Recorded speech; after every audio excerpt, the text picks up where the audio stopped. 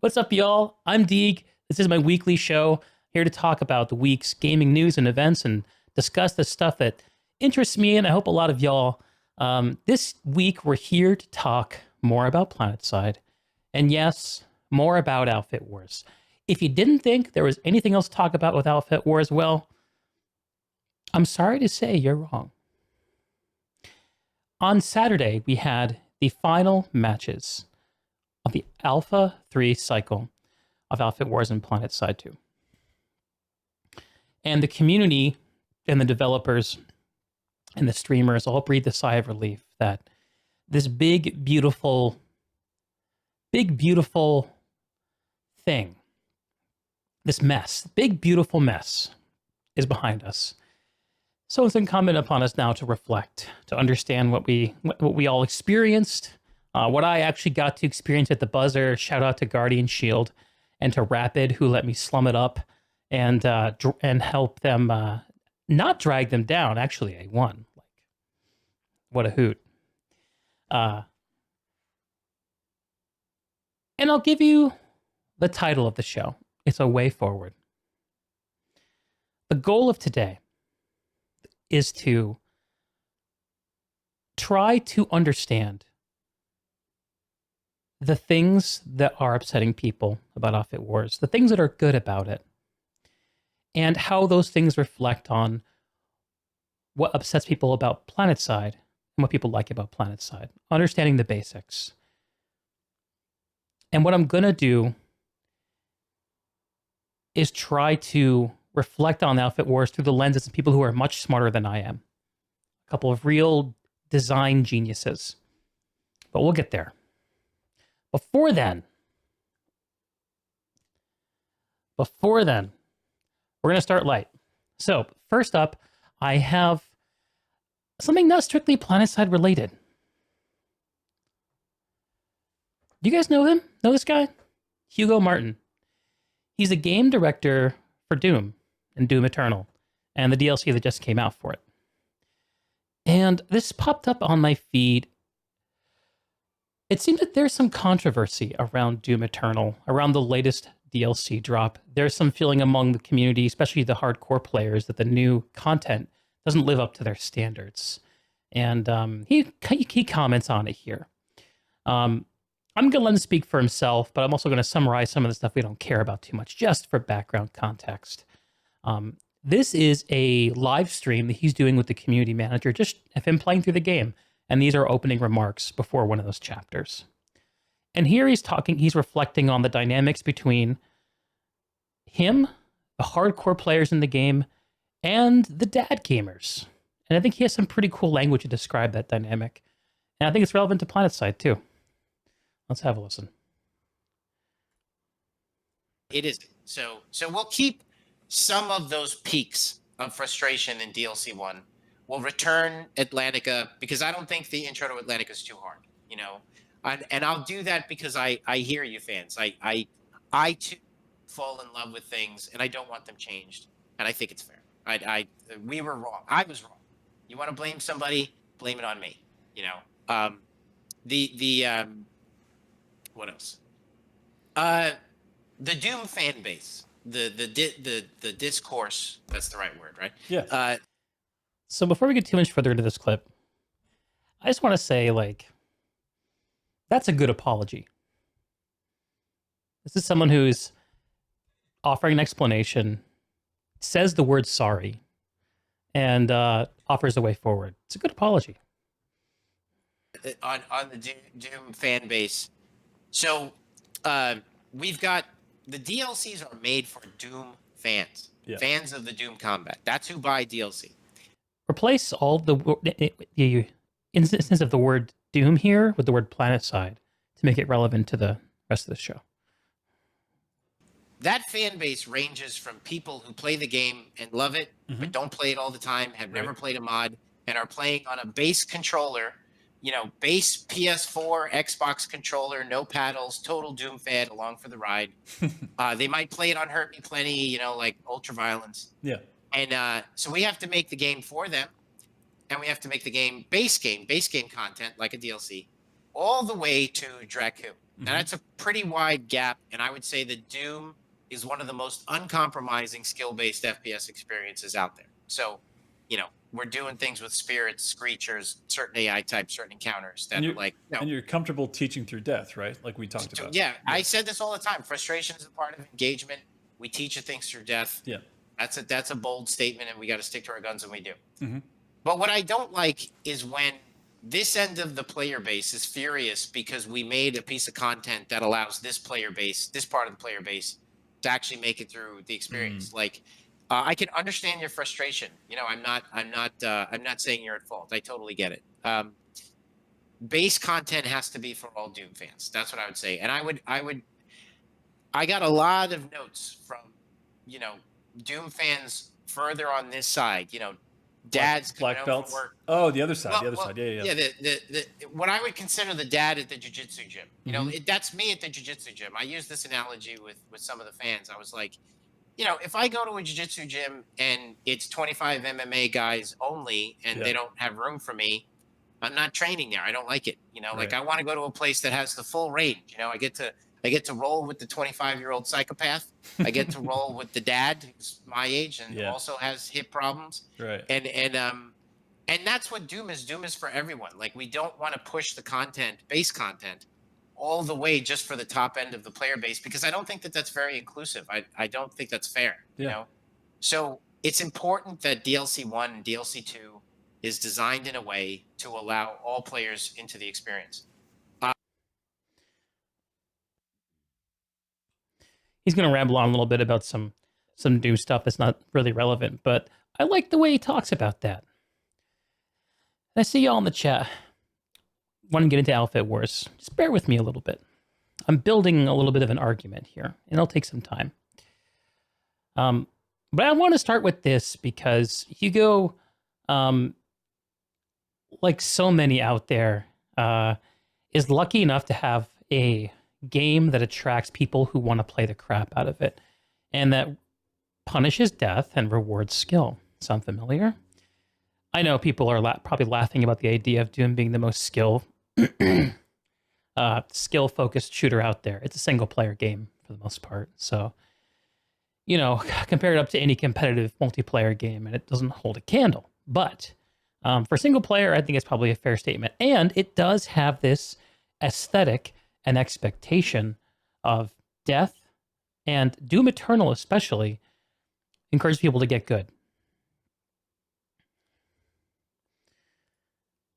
And the Jiu-Jitsu gym theme is going to get deeper. I'm going to skip ahead a few minutes in this to stick with the theme without getting dragged down too far into the Doom stuff. Here we go. Go ahead. I think that we need the top tier of that player base. Mm-hmm. Please understand that you are the black belts. You are the 25-year-old peak condition in your prime. Super juicer? Super juicers of the Doom community. You're the leaders I think Mayo's one of the leaders from a communication standpoint. Absolutely. And guys like Midnight lead in their own way as well. But and Alston and Cynic and stuff.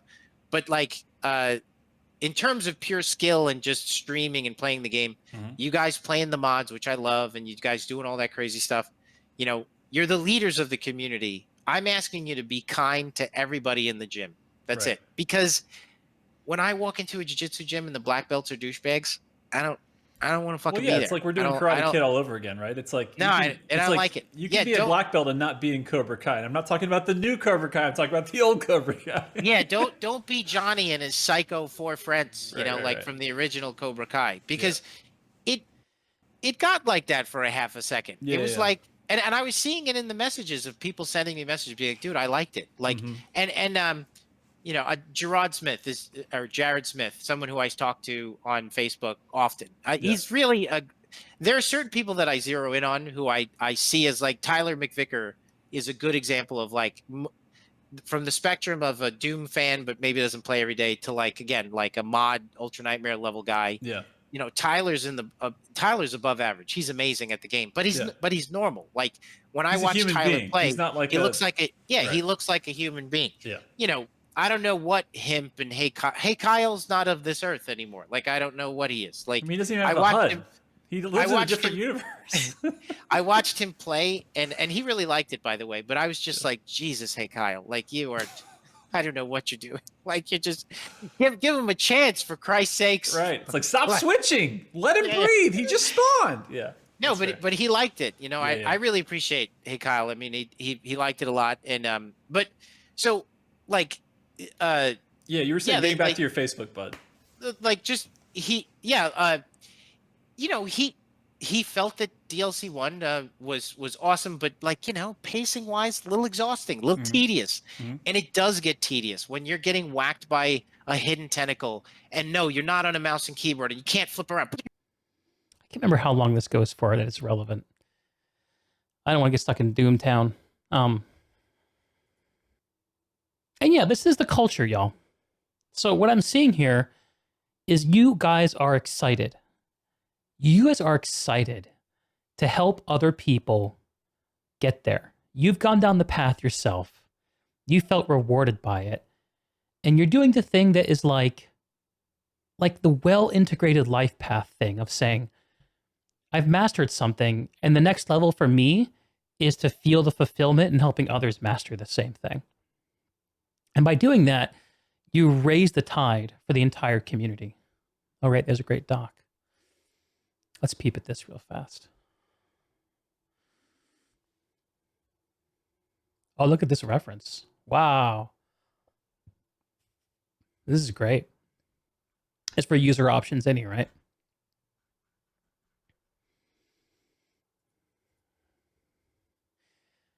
You know, Pibble, I almost needed your help the other day because I got my Planetside into a state where I couldn't get it to go back into full screen. It was driving me crazy. Eventually, I tripped back into the right setting, though.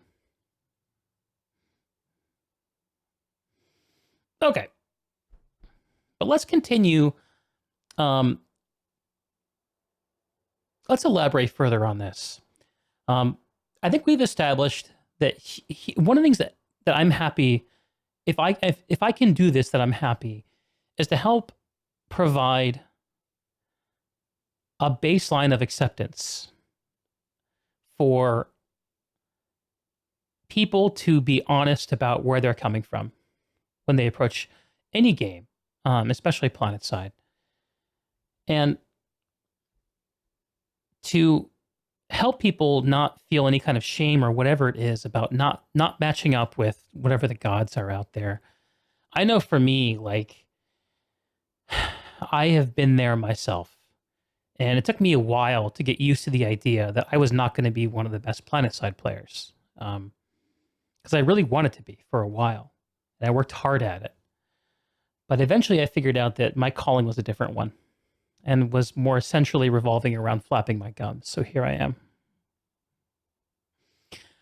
Speaking of gum flapping, I have a real treat up for y'all next. This is an interview that is, I think, now 6 years old, roughly, between Kid Riot, who's a name some of y'all will remember, and Matt Higby, the former creative director on Planetside 2. And I've had this fascination lately for diving back into some of the media of Planetside's past, because for me, everything pre-2015 in Planetside is like before I was really hooked into the community.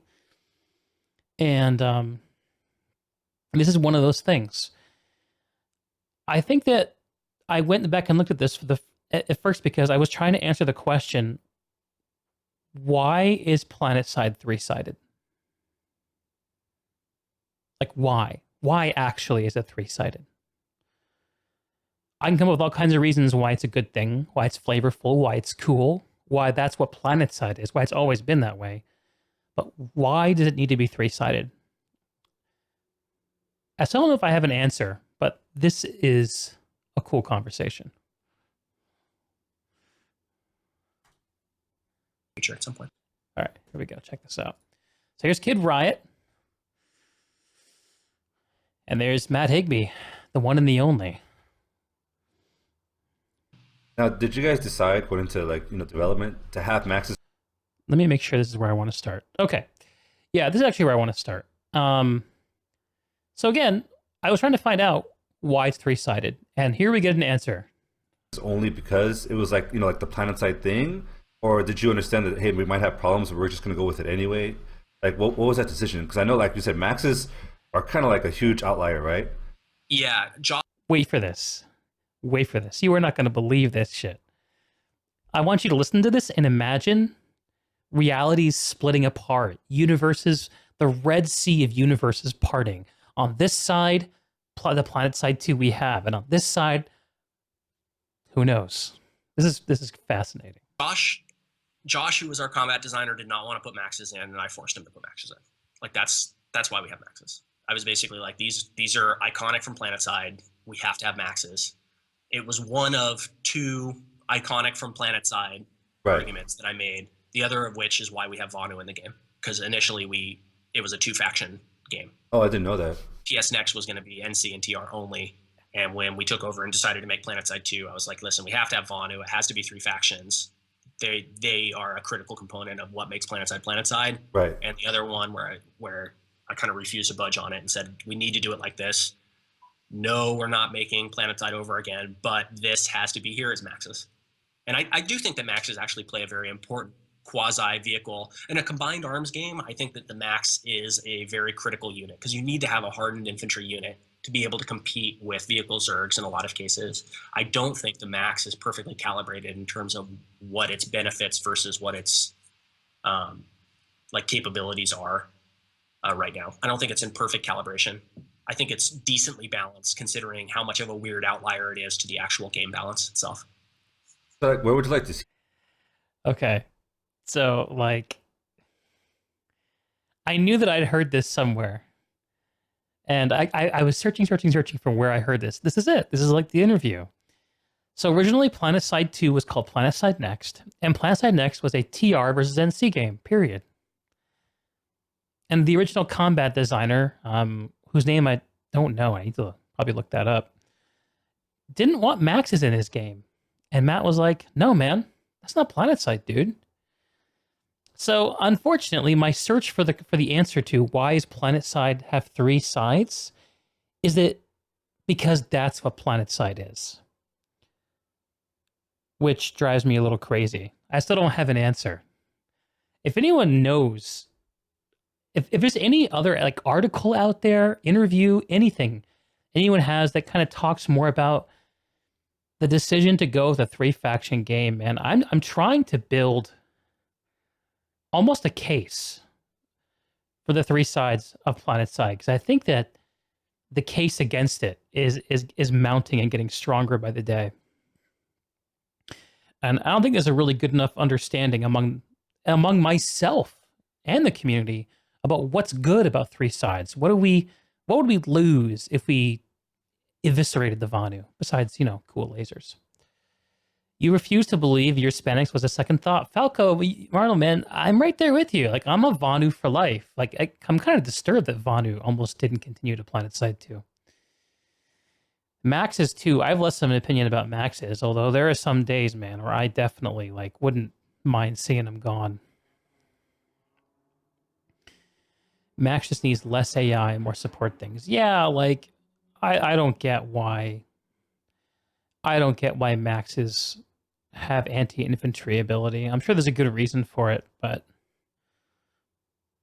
I guess if they don't have anti-infantry ability, then they lose their power as siege breakers on points because you can ignore them. You have to give them some other gimmick like a melee swipe that sends people flying or whatever. Anyway, I'm not the right person to debate that balanced decision. I just think it's kind of interesting to see the way that the pendulum swings. And I was stunned by how plainly that got put. Okay.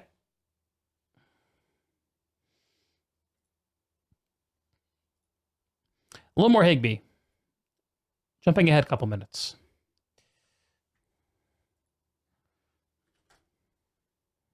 And you bring up an amazing point, because you're saying that essentially if I'm better at you with this gun, regardless of what it is, if I'm just better than you, I can make my square rock essentially kill you, even though you have your circle rock, right? To use your analogy. But I think a lot of people focus on that 0.001% and say, just because I'm stuck with this square rock, I'm never going to win. And so you get like, why? The square rock, round rocks is a simple metaphor that Higby used a minute before this to talk about asymmetrical design and how things that can be different but still be overall balanced. But they can create a perception of imbalance because, as Higby put it, and in this interview, oh, let's just play it. I should just play it. You know, it's only a minute and a half earlier. Yeah, I time coded this out. Glad I did that. Impossible to balance a game like Planetside with so many variables and with the current resource system? Is that even like, and we're talking about, like you said, like this kind of perfect idea of balance. Is that even possible? Probably not. I don't think that there's any game. If you want to have a game with differences between teams, essentially, any sort of differences between teams, you're not going to be able to have a perfectly balanced game. And the reason why it's not perfectly balanced will change over time as people figure things out. But as long as I have access to,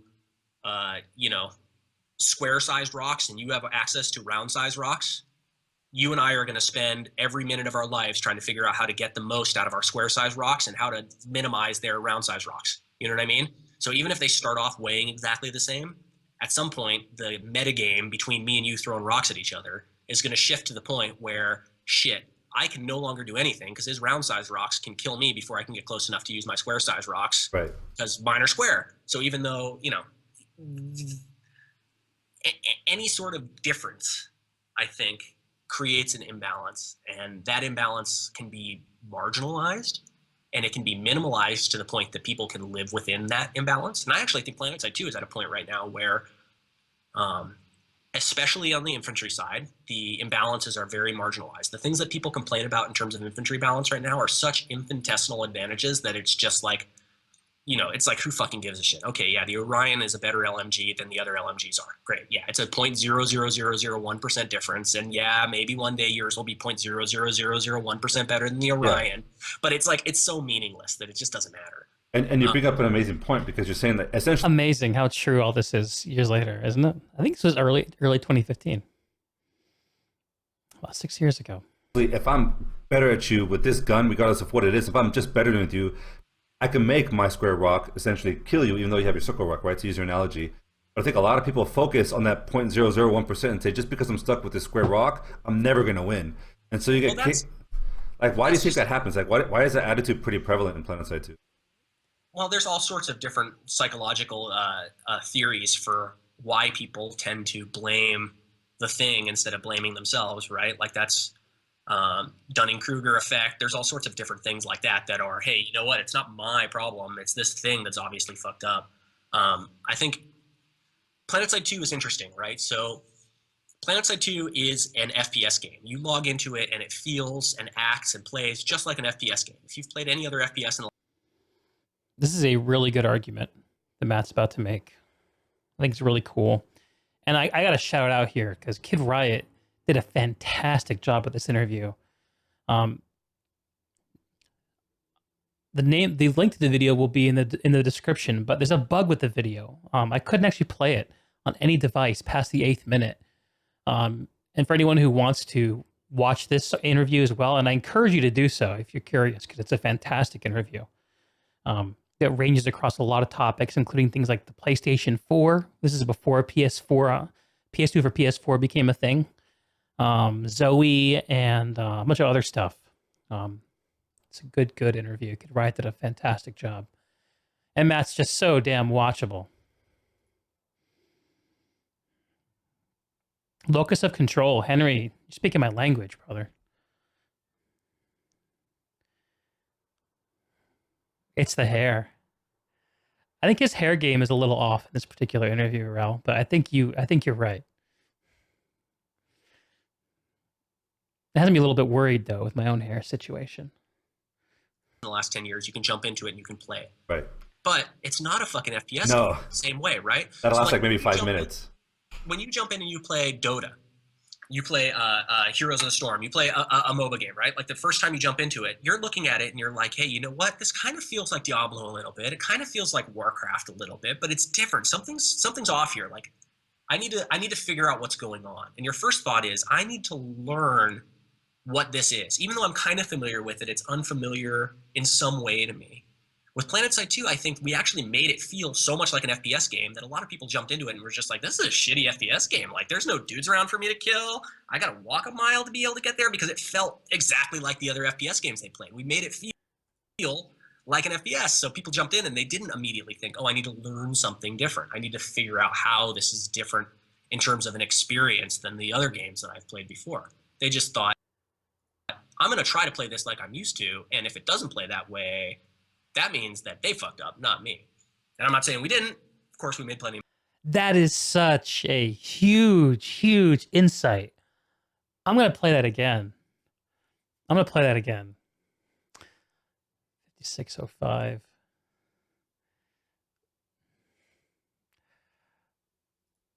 MOBA game, right? Like the first time is an FPS game. You log in. This is such a good conceptualization of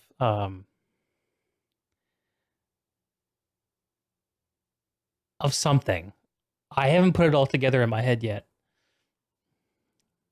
People with the big gift sub. There you go. Enjoy, Rel. Sorts of different things like that are, hey, you know what? It's not my problem. It's this thing that's obviously fucked up. I think Planetside 2 is interesting, right? So Planetside 2 is an FPS game. You log into it and it feels and acts and plays just like an FPS game. If you've played any other FPS in the last 10 years, you can jump into it and you can play it. Right.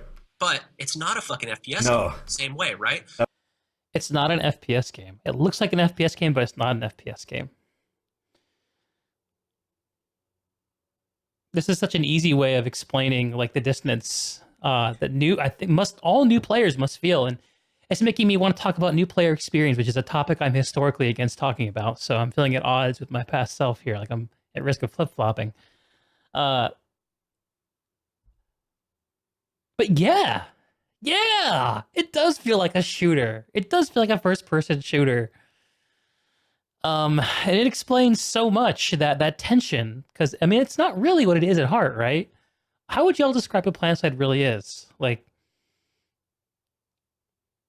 is it like StarCraft where you play the units?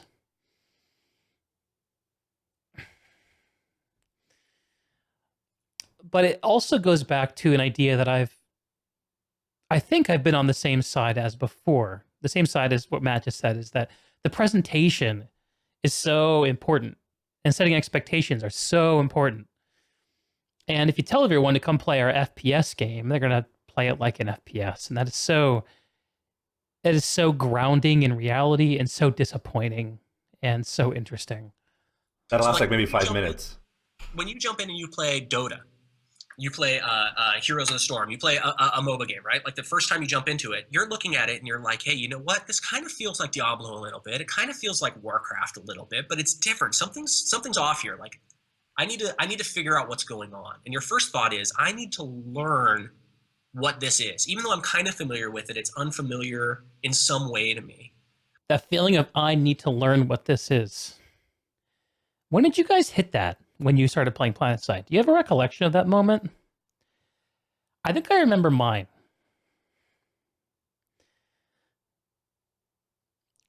And for me, I think Planetside 1, I cannot remember if I felt this way in Planetside 1. I think in many ways that community was totally different. And the number of people who played that at a higher skill level was not as high compared to Planetside 2. With Planetside 2, what I remember, the moment if I need to learn something, is just feeling grinded into the ground by dying over and over again. And I could have made the choice at that point to say, this is enough. I, though, had the benefit of having played the original Planetside. I knew there was good stuff in there. Like, I knew it wasn't just a shooter game, because I had the benefit of, over 1,000 hours in the original. And so what I did was I found a play style and locked into it. Which I'm ashamed to admit is light assault shotgunner. which I eventually graduated from. All right, let's look at some comments.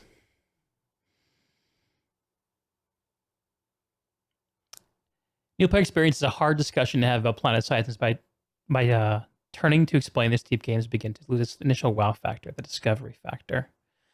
Yeah, I think you can have both though. Like, you got to give people a glimpse of the big picture so they know like the world they're operating in, and there still could be a lot of mystery between like where you enter the experience and what the experience can be.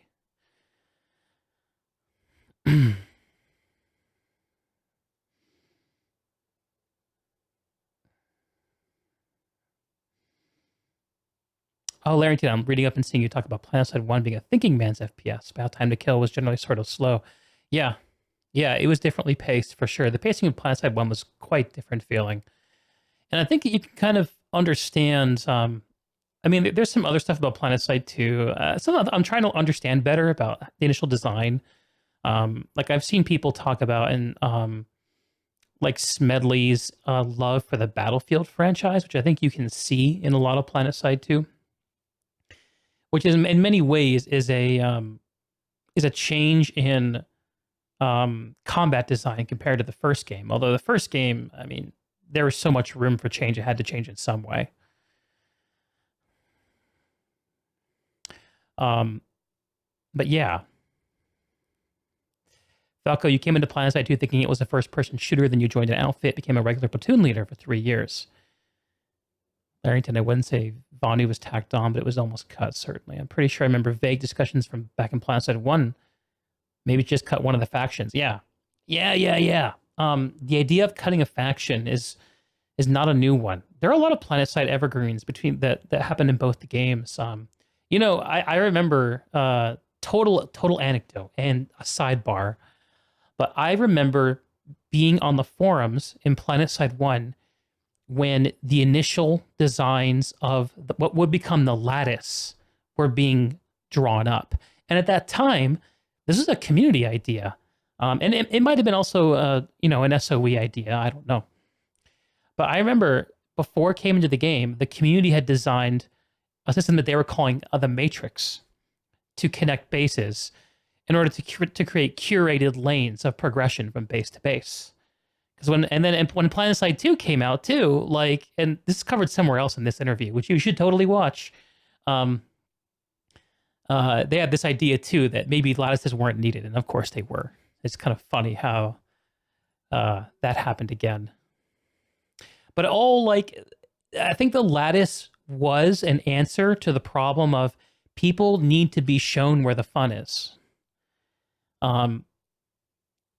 And if you paint the story of Planetside as a shooter game, and there are gameplay loops that prevent you from engaging in the idea of playing a shooter, then it's easy to understand why someone could become frustrated or just get lost in the experience, get lost by the experience. It's kind of hard to talk about changing that, of course, and I'm not necessarily proposing it should change, but there's some more in this interview that I think is going to touch on that I want to hit before we move on to some of the five head stuff. Your Hispanics will never be cut from your booty. That's a disturbing image, Falco. For the sovereignty. The 3-faction thing was a big deal in the game called MAG. I didn't know much about MAG. I know it held the record for most concurrent players in a battle before Planetside broke it in the record smash. All right. What's next?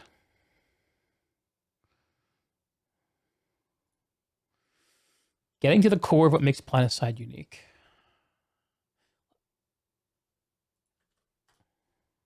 Like typically fights, we all know how they run, right? You attack a base, you eventually have more numbers, and then the defenders get stuck in the spawn room. Like knowing that happens, like how much do you think it is your responsibility, or was your responsibility as dev, to kind of promote ways for people to get out of that situation? And how much of it was just really just people, I mean, for lack of a better term, just not really trying, really, I guess. Like I don't know how else to word it. Well, I think so. Okay, I'll go back to using Dota as an analogy again.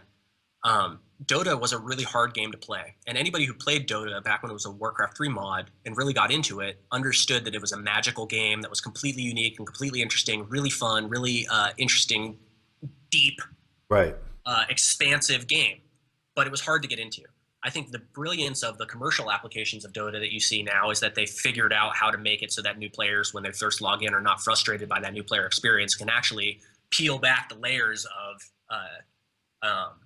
why this is a different experience and actually get to the core of what makes it be unique. And I don't think that we necessarily did an adequate job in that in Planetside 2, just because there were so many weird sort of pitfalls that a player could get trapped in that would frustrate them, all the way starting from, you know, performance problems to the size of the download to the fucking launch pad is super shitty. Right. Like there's all kinds of different things all the way up and down the path that are pitfalls that a player could get stuck in.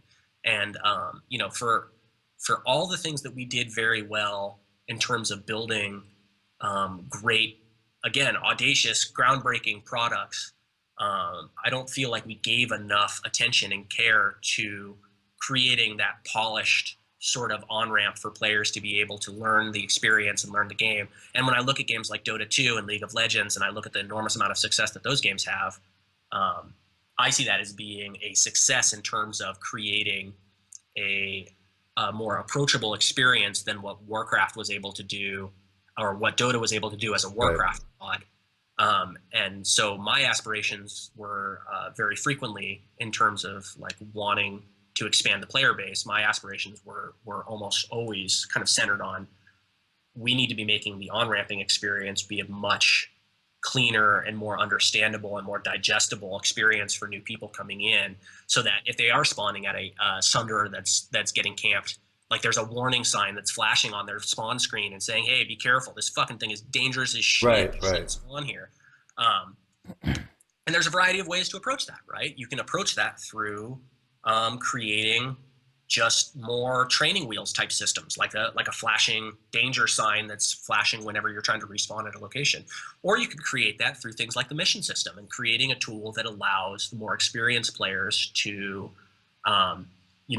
create objectives and create meaningful roles for the less experienced players on the battlefield. You know, and that was the approach that I always sort of wanted to go down, was rather than having the game tell players what to do, rather than having a game mechanic stand between two players being able to compete with each other, let's figure out how many game mechanics we can completely remove.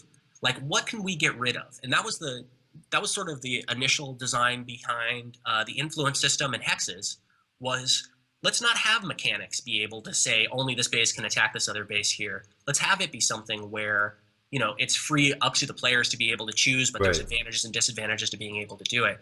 But the problem is, like, I think in a lot of cases, when you add too much in terms of player choice and you rely too much on player choice to be able to create any sort of structure, you end up with just like a breakdown, and it makes it very difficult for newer players to sort of understand stuff.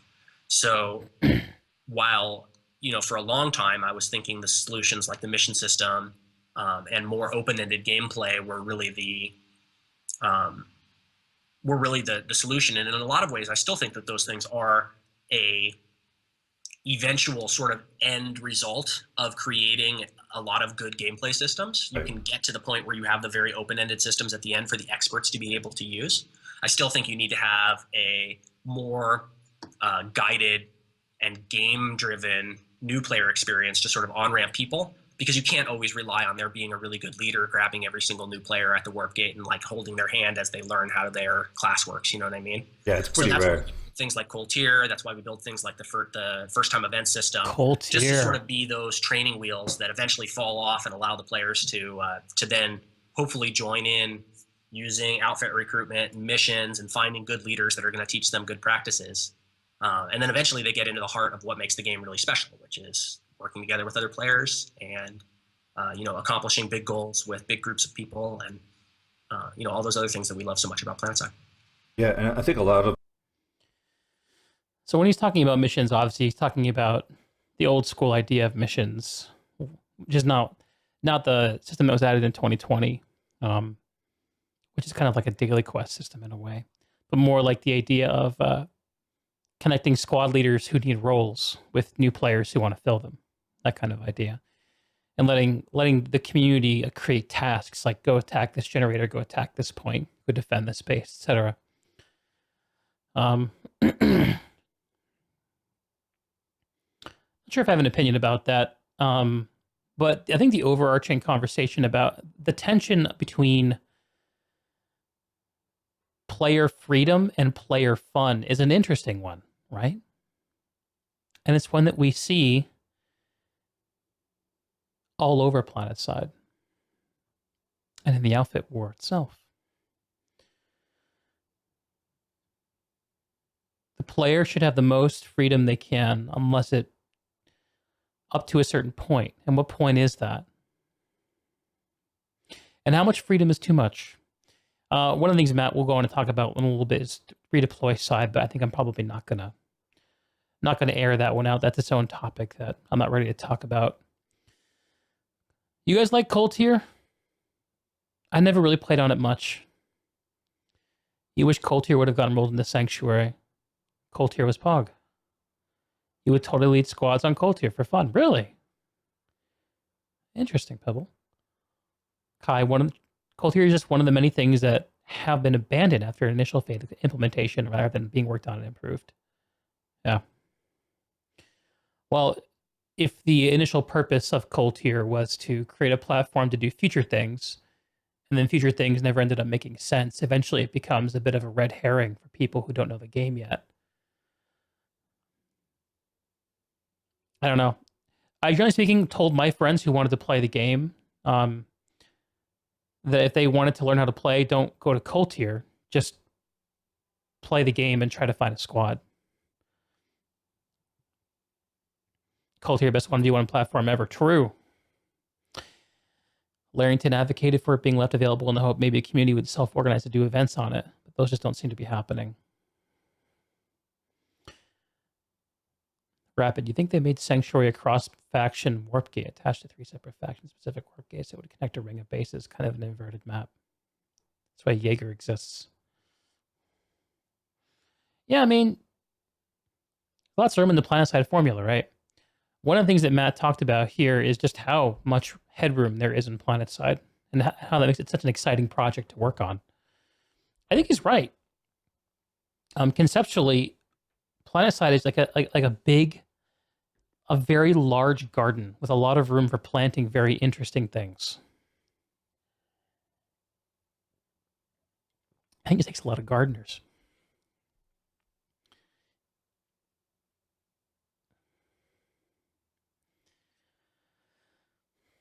Yeah, I'm not sure if I have a lot of good ideas for Cold Tier, but I do have a transition. A very clever transition.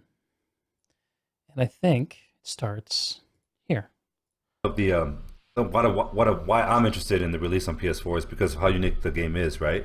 Now, but speaking about new player stuff, do you think that Cold Tier will help kind of bridge that gap between what you're saying, like essentially like the people that, well, actually the PS4, you're not going to have people who know everything that you're doing, right? It's not like the PC where somebody jumping into Planetside 2 is going to fly against like one of the best lib pilots in the game. They have no chance. PS4, right. They're kind of on even ground. But do you think Cold Tier is kind of like bridging that gap, kind of helping people out? Was that the goal of it? Well, there's a couple different things that Cold Tier is going to do. First, Cold Tier is going to be smaller in terms of total population. So it'll let people get familiar with the mechanics and some of the specifics of how you interact with the world and what, like, equipment terminals and vehicle terminals, all those kind of concepts are kind of foreign to a lot of FPS players. They don't exist in other games. Right. So Cold Tier is going to allow you to sort of get used to all those concepts in a slightly smaller scale with more sort of tightly packed objectives where you're not going to have to worry about navigating across an entire map to be able to get to where you need to learn how to fight. So, I mean, that's really what Cold Tier is all about. It's the experience in a nutshell, condensed down so that people can jump into it, hopefully have a fun time faster, and learn the basics of how they get around once they get exposed to the larger world. So I think that Cold Tier can help out quite a bit. Yeah. And I also think Cold Tier, I was talking to Xander about this the other day, and it was kind of bittersweet because he was saying that he thought that Cold Tier in terms of level design was the best thing that he's worked on so far. Yeah, it has bases never seen before in the game, right?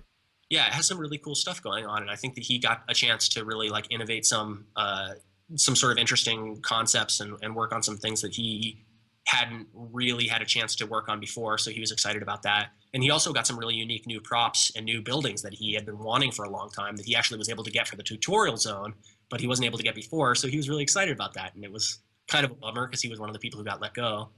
I say kind of, I mean like absolutely a fucking heart-wrenching bummer.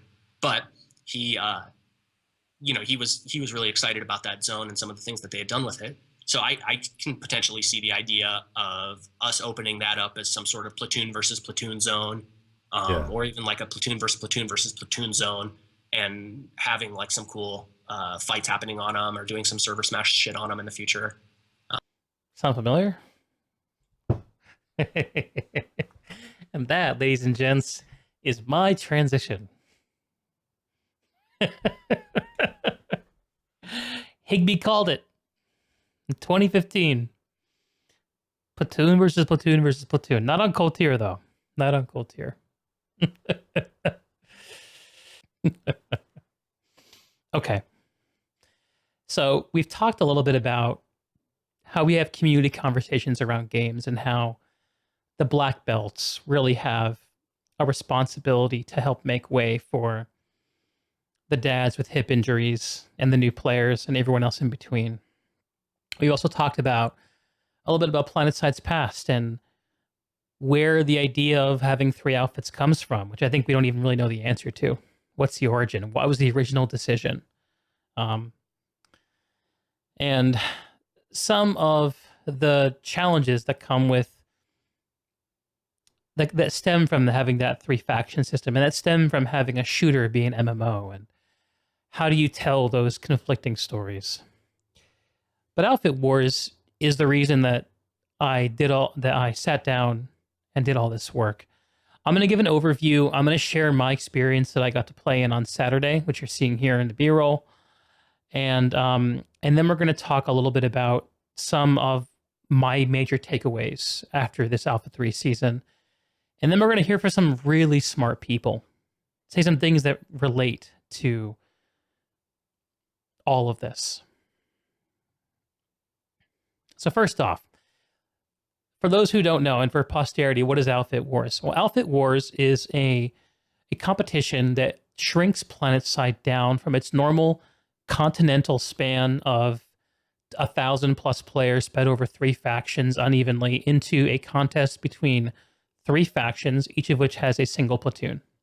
48 players versus 48 players versus 48 players. They all play on Desolation, which is a special continent with 9 bases that are laid out symmetrically, that these outfits fight over. Simple. You gain points by holding territory. To hold territory, you got to capture it. And to capture territory, you got to fight for it. The first team to a certain point total wins the match, or the team with the most points when the match timer elapses wins. The Alpha 3 season of Outfit Wars changed the way that Outfit Wars is brought to players. Originally, last year when it came out, there was a qualification process that allowed 3 outfits per faction per server to play. And that qualification process involved doing things on the live server. I think everyone thought that that wasn't great for the game. Eventually, it was evolved and replaced by what we have in this cycle, which is a process where any outfit can sign up. And then and people qualify for the finals of Outfit Wars by playing Outfit Wars, which is a good thing. It's a good thing to be able to qualify for the thing by playing the thing. Along the way, we saw a lot of drama and we exposed a lot of, let's call it soft spots in the presentation. And is that this season was an experiment in having a tournament bracket to contain Outfit Wars, which had not been done before. In order to properly test this format out, RPG made the decision to run a tournament on the live servers with people to play their live server characters that they've put time and money into over the years. And the original design of Outfit Wars was based on outfits that have had been many different things to many different people over the years, but starting a year ago now are also these containers for these outfit wars. And we've seen different players approach that problem in different ways. So, okay. Up until this past weekend, I had only been able to watch Outfit Wars because honestly, I was in the middle of a break from Planetside when this started back up, and it took me too long to get back into it. And also, the time it takes to be a part of one of these outfits that actually hits this content this hard is kind of high. And it's kind of hard for someone like me to devote that much time. But I got lucky. I put the word out last week, and just before I ran out of chances, Rapid from Guardian Shield reached out to me, connected me up, and got me a spot on the team's roster. They needed reinforcements, so I was happy to oblige. Here you can see me shooting it up. I'm just playing light assault in the match. I'll tell you, in terms of what I was expecting, I was not really surprised by much of the mechanical goings-on with the match. The role of construction I thought was super interesting. I don't know a lot about construction, so I found a lot of this stuff bewildering just personally. I knew that the fights are going to be hectic because of the donut shape of the bases, where cover is just, there are so many angles to be shot from. And I knew that whoever was in charge of ferrying people, like Rapid in his galaxy, was just going to be, you know, look at that. I didn't even know that guy was I thought I was an ally, so I went away. I anticipated it being hectic. But what I didn't anticipate was this feeling that I was overcome by. This feeling of, I'm having a hard time putting words to. I described it a little bit earlier. But basically, it's a feeling of understanding the sheer amount of effort that went into making this happen. I understood a lot of the flaws with the format. I understood a lot of what was good about the format before I went in. And my opinions about those things largely didn't change. But what I gained by doing this, in addition to having just a fun match with a fun group of people, and a win at the end, which I wasn't expecting. What I gained was a visceral respect for the amount of effort that goes into this. And what immediately followed that was this bizarre sense of grief on behalf of the developers and the community and all the people who bought into this social contract and tried to make this thing work. I can't even imagine the staggering amount of effort required to get 50 people to show up and coordinate and manage all these incredibly complicated logistics. I used to run 40-man raids in World of Warcraft in the early 2000s. And I did it for enough time to figure out that I was never going to do that again. It was horrendous. And basically all I had to do was get people to show up, because for anyone who raided World of Warcraft back then, or who experienced Classic in 2019 when it came out, you know that all you had to do is get people to show up, and the content would usually fall over, as long as you had a core group of like 15 people who knew what they were doing. Of course, once Tier 6 Naxxramas came out, that story changed, but not a lot of people experienced that back in the day. But Outfit Wars isn't like that. The amount of communication that's required is staggeringly higher than what it takes to kill a raid boss in World of Warcraft. Even modern day World of Warcraft, where the accountability that's required of each individual person is so much higher. To me, this is like a raid boss on steroids. And I was not expecting that. I was expecting it to feel a lot more like live, and in a way it did, but the stakes make it totally different. And the inability to change the battlefield by just having some people log in just makes it totally different. And the inability to excuse your performance because there were more people or because you had bad luck or whatever, like once you get on the continent and you know it's your 50 guys versus 100 others, it's just a different thing. That was my main takeaway. And also, man, I need to work on some shit. Like, I guess I had some good shots here, but a lot of not very good ones later on. I spent a lot of the match actually being quite lost and not really sure where I was going, because at some point when like what the team was doing was kind of working, the communication kind of, I don't know, everyone was very excited, I think, and it got hard to know how to respond.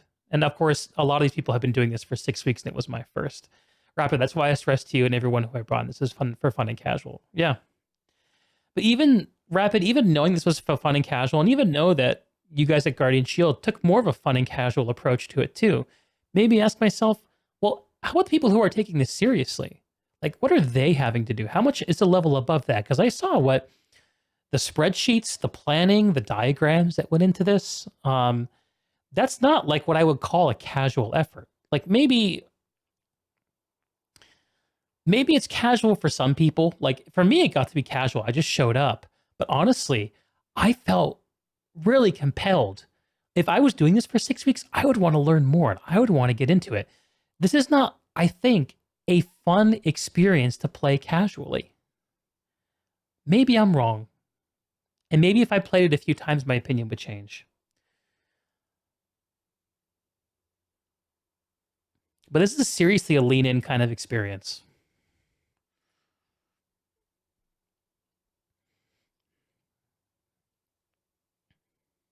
Rapid, once you add those stakes to yourself, you ask to be burnt out. Yeah, I mean, it's about mentality. And honestly, I guess you can get inured to the idea of the score and winning and losing and what its value is. And perhaps for me, there was some wow factor associated with it being my first time. That's probably valid. It's worth saying that anything that I say, I could be full of shit about. Larrington is the lead builder for the outfit, and sad to say your experience of the event was more stressful in nature than fun. But a lot of that was because you fell into the role of building a forward supply base that the outfit would depend upon for getting people back into the fights fast, which meant if you messed up, you'd be ruining the match for 47 other people. Oh boy, you were not ready for that realization. Yeah, that's another great example of how this is not really a experience that's cut for casual players. And maybe there are roles like that can be more casual, but when you know people are relying upon you, and when you know someone is doing something like that that will then enable you, like there's a shared aggregate understanding. And I don't know, I just think it's a different animal. It ain't like queuing into a quick play in Overwatch.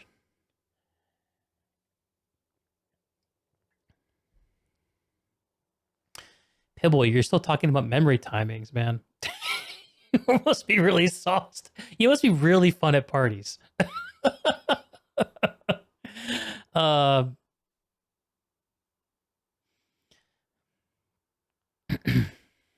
wrong with burnout if the experience is what you wanted. Yeah, I mean, like there's like healthy burnout and there's unhealthy burnout. I agree with you, Kai. Falco, I did a post-game interview with Fool after one match. Their thing was it comes to a competitive play is to keep things simple. So you don't have to worry about all the grueling details. For RALI, they didn't have an actual pre-game strat outside just base stealing whatever they could. Rapid ended up being a lot of let's just get in the gals and keep pop dumping faster than they can play. So yeah, simple fundamentals. I'm hearing that. Earlier, you tried to go for deeper strats, but that doesn't work for this. Yeah, Rapid, one of the things that I heard talked about in the match was like the idea of, you know, we have people doing construction, but if construction isn't working, like let's not die on that hill. It's pivot away from the construction setup if it's not working and just be flexible. Loosey Goosey helps in staying competitive, so the line between competitive and casual is a little blurred, in your opinion. Larrington, I should look more at the nice side of it, which is just how much trust the outfit leadership was willing to place into you as someone not actually already in a leadership structure, and recognize it for the compliment it is. It is a compliment to be trusted that way. But it is also a responsibility. It's both.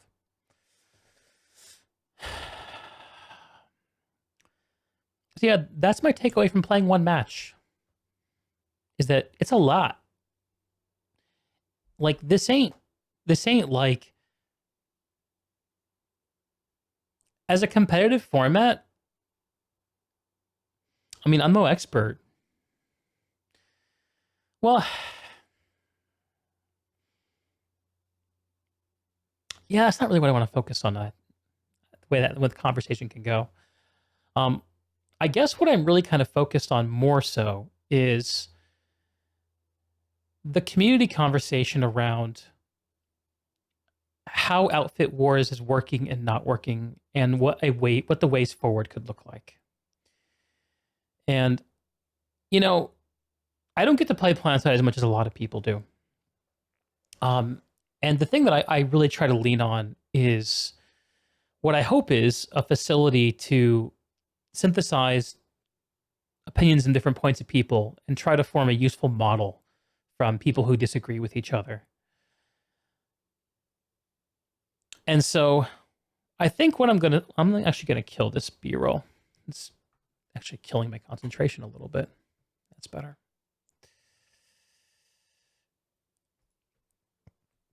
So here are my takeaways after talking about Outfit Wars for weeks, after playing in the Outfit War, and just chatting with y'all.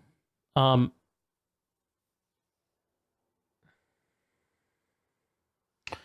none of this is going to surprise you guys, but this is what's forming the basis of my mental model. And it looks like this. The three-way nature of Planetside fights against the idea of a fair competition. Again, not a surprise to anyone, but we need to say it out loud. And that reality has pretty strong implications because there are games that are built on fair competition. And they have clean and clear results, and they have ways to show dominance that are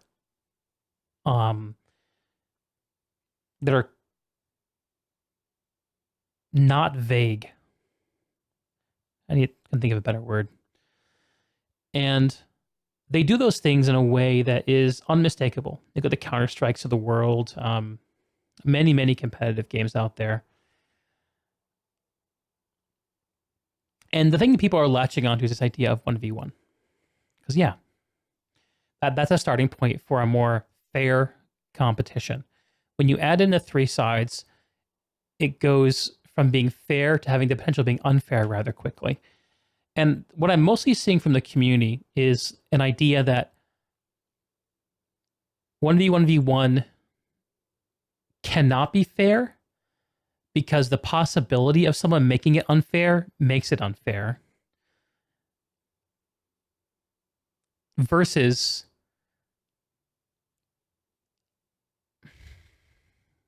well, honestly, I guess I haven't seen a really strong argument for the format being 1v1v1. And I guess that's what I'm trying to focus on today. What I really tried to do was see if there was an argument and to see if we could learn something by adopting that point of view, at least experimentally. Because I think if you look at the idea of 1v1 for Outfit Wars, we're talking about essentially a new game mode. And if we're talking about a new game mode, we're talking about a new development cycle. And if we're going to do that, we might as well just do something different than Outfit Wars and call it something different. Might as well do Lane Smash or something like that. I don't know.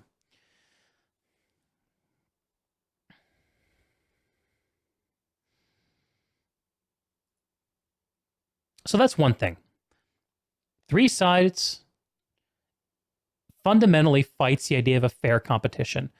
And if you wrap a three-sided fight in a tournament bracket, you get inherently inaccurate results.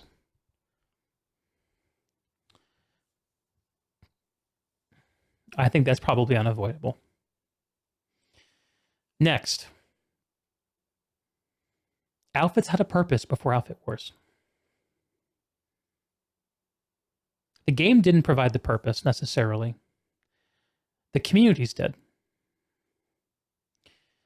And those communities that formed around outfits before Outfit Wars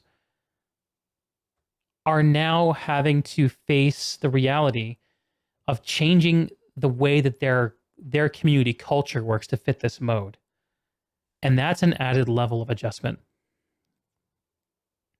That's another layer of stress on top of everything we're seeing. Next. And it's the last thing that I said to take away from Guardian Shield, which is that participating in Overwatch, even if you want to play it casually, has a high organization floor and an effort cost. It's an hour-long match that takes many, many man hours to organize, even at a minimal level. And the ceiling on it, I think, is probably dramatically high.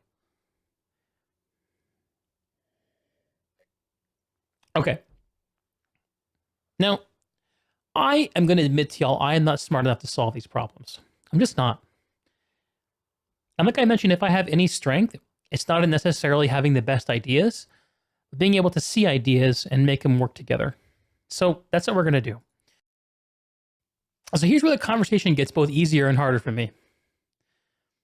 Because this is some very heavy and interesting stuff we're going to talk about. But it's also someone else explaining it, not me. So I kind of like that. I want to introduce y'all to Alex Jaffe. Let's get into it, y'all.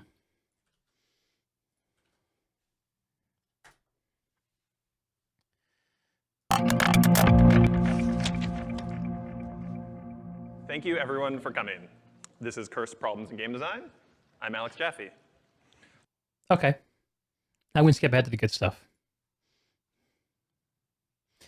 He works in R&D for Riot.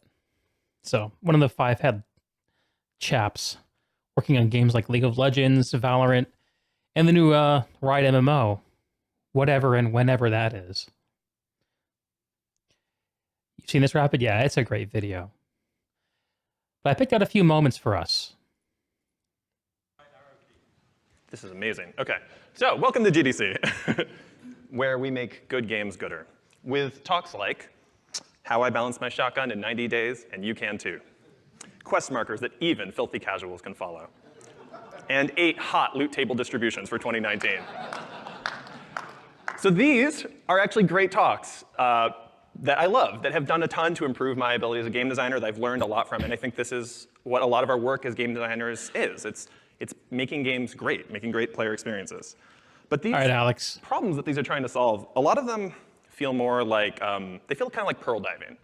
Like there are all these solutions out there, and you have this huge array of them to pick from. And what you're looking for is the best, shiniest pearl to make your game as perfect as it can be. And that's great, and it's really important. But I've often found myself more drawn to a different kind of design problem, one that's more like wandering the desert for days, months, maybe even years, looking for a solution, wondering where one might be, and thinking maybe one doesn't even exist. So the thing that's gotten me so maybe interested in these incredibly hard design problems is my own background. I'm Alex. Hi. I used to be a mathematician for a few years. And when I was a mathematician, I would spend so long on like one problem that maybe people had worked on for decades, and you'd usually make no progress. You'd spend, again, months or years on it, just kind of banging your head against it. And eventually you build a sort of Stockholm syndrome with the problem. Like you come to love the way this thing tortures you, and you think, maybe I can learn more from this problem than I even can from the solution. And I think there's really some truth to that, right? Problems realign our thinking when they're really well posed. Sometimes finding the solution isn't the most important part. And so that's what's inspired this talk, and for years I've kind of wanted to focus on this topic. And I've thought about it as I did my PhD in essentially computational game balancing at the This guy is way smarter than me. Like, look at this. You got to listen to this guy. University of Washington. And I've been a designer at Superbot, Congregate, and Spryfox, as well as a data scientist. And now I'm a designer at Riot Games in R&D in the Bay Area office. It's pretty awesome. A lot of you may not even know it exists, but it's a great place. And so all this time, I've been thinking about hard design problems. And what I've wondered is, all these different problems that if you pay attention to game design, you start to notice. I'm wondering if there's anything kind of shared, any shared DNA between them that causes them to be so hard, that causes them to maybe even be impossible. And yeah, I think I know what that is, at least for many of them. And that, you may not be surprised, is that they are cursed. I'll get to a definition in a minute, what this means, and I'll also get you some examples, because I know you want to know what like at least one hard problem is. But first, an outline. Okay. So there are basically two parts to this talk. All right, here we First go. part, I tell you what curse problems are and where to find them. And basically, this is important because, look, the problems I'm going to talk about today, the category of problems, they really don't have a clear solution. You can't just go in and solve them. You really have to know that they are right in your face so that you don't waste your time and your team's energy on them. And so this is the most important part of the talk where we understand what curse problems are and can actually identify them. And that's what I do. I define them, I show you an example, and then I sort of give you maybe some intuition for how to identify them through the use of a bunch of examples. Okay? So that's the first part. But the second part is defense against curse problems. It's what to do when you come up against a curse problem and you have no choice but kind of to bear right ahead. Or hopefully, what I'm really going to tell you you have to do is you have to tilt a little to the side because you can't solve the problem. But maybe you can give up some part of what you're trying to do and you can solve that. And so what I'll do is I'll tell you a model for how I think about games in this context. And then I'll talk about 4 techniques for addressing curse problems. Remember, I said I'm not going to solve them This because guy is they are so much more unsolvable, organized than but I they will am. be ways to handle them. And these are techniques that I've sort of I've taken looking at all the techniques game developers have used over decades to address problems like these and kind of bucketed them into these 4 categories. And I think it's a helpful framing for what to do when you encounter one. And finally, I'll show some more applications of these techniques so you build intuition for how to apply them if you ever get there. All right, everyone on board? Hell yeah. Choo-choo. I have a definition. This is actually a sub-definition I need, real quick. Player promises, you may have heard of them. I consider them a game's essential experiences. Why did the player actually come to play this, right? What is the core of this game? Think back to what Higby was saying earlier about when people find Planetside, they see a shooter. And what that promise means. Again, as we're going through this talk, ask yourself whether you think Planetside or Outfit War specifically has cursed problems or perhaps is a cursed problem, horrifyingly. Just be thinking about this. Remember, this is about Outfit Wars, this is about Planetside. And I wouldn't bring this up if I didn't think it was relevant.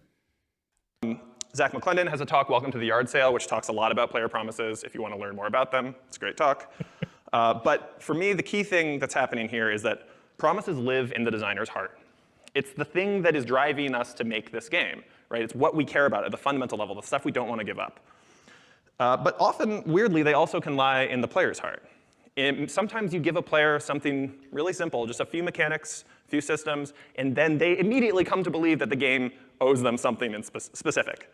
And you kind of have to accept that. You have to deal with the fact that you've made this promise to a player, whether you meant to or not, and you have to adapt. How about joint combat, instant action? Those are great promises, right? Quick fights, infantry fights, constant action, massive warfare. So, now that we've outlined what promises are, the curse problem definition, it is an unsolvable design problem rooted in a conflict between core player promises. You're going to see this slide a lot. So it's basically anytime I'm trying to solve a design problem, and I have implicitly or explicitly promised 2 things that cannot coexist. It is surprisingly common. So one of the properties here is there is no direct solution. One does not simply solve curse problems. You have to instead, you have to work around it. You have to give something up. Like the Gordian knot, you kind of have to cut through the problem itself and find a kind of a strange non-solution. So that's the definition, and now you finally get an example. Thank you for your patience. The example will be a little hypothetical at first, but it will become more concrete as I move through it. So I'll talk about free-for-all politics, which I consider a cursed classic. So a cursed problem often begins with a dream. Here we go.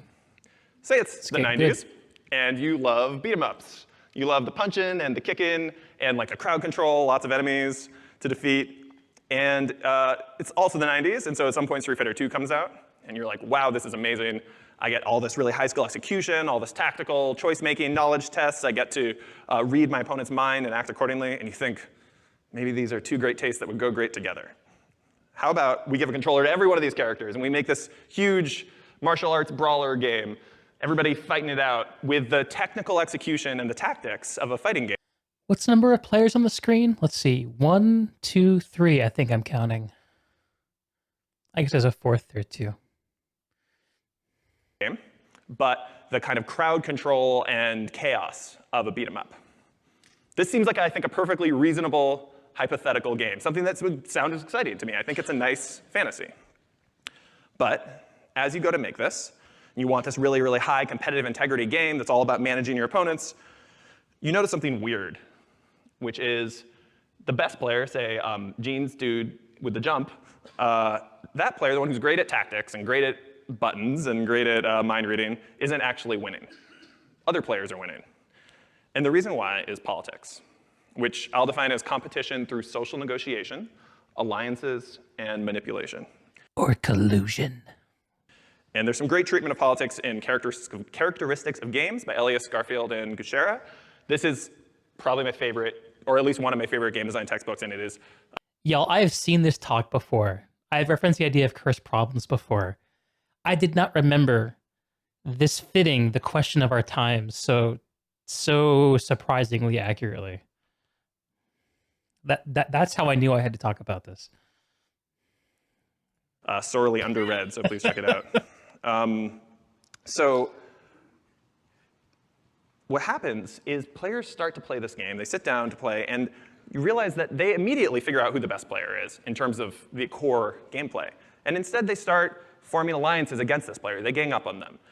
They maybe pretend to be their friend and betray this person. They, they play down and pretend not to be too strong, and then, at the last minute, they strike and kick ass. And what happens is you realize that the core skill of playing this game is not the skill that you were emphasizing.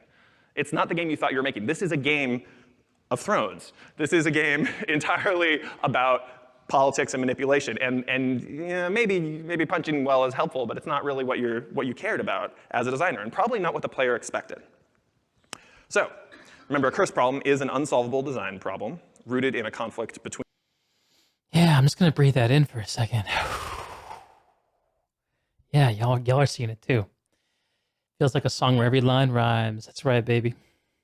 It's almost like I planned this out rapid, isn't it? Core player promises. So in this case, a player looks at this game, they look at all the difficult execution, they look at all the moves you can do, and they think this is a game about combat mastery. I want to focus on combat mastery and be great at this, and I want the game to emphasize that correctly. But we've made this really competitive game, it emphasizes the winner, I want to play to win. These are both reasonable promises to take away from the game I've described. But these promises are incompatible because playing to win in a free-for-all game requires politics. It is the optimal strategy from a game theoretic standpoint, from a psychological standpoint. But the focus on combat mastery is not compatible with political play. They're different player emphases. And so you end up with this big nope. You can't make this game. The game is cursed. All right? What do you guys think of this?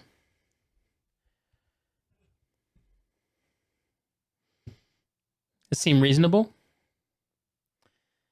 It looks right to me. False dichotomy. What's your thinking, NS Operative? So what we're saying here, what Alex is saying, is that in this example, the player who's the best is losing because the players who quickly assess who is the best and they naturally form even uncommunicated alliances in their own interest to mitigate the success of the best player. It's a natural, and he's suggesting this is a natural thing to happen in a conflict like this. And I think I probably agree with him.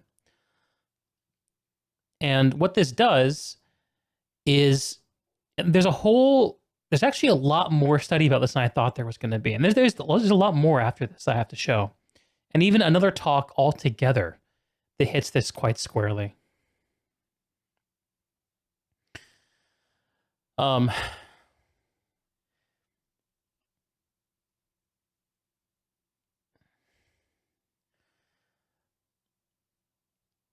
the suggestion here, and I think it's fair, is that focusing on combat mastery, focusing on playing the game well, being a good pilot, being a good infantry shooter, leading squads effectively, all of this is good. And it's what you want. It's what the game promises you it's about. But that at the end of the day, to come away with a W, what you got to do is play politics. Collude.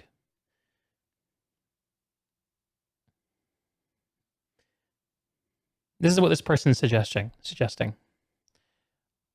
I'm really curious if y'all agree with him. We're not done with this talk by any stretch.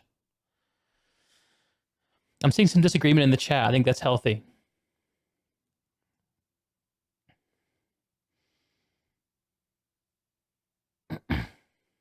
Rapid, what you're suggesting is something that actually Alex is going to cover. We're going to get there. Exactly what you're suggesting. Actually, a lot of what I'm seeing is stuff that's coming up in this talk. Politics isn't necessarily all bad. You've been noticing lots of friendliness between the outfits because of outfit wars too. Right.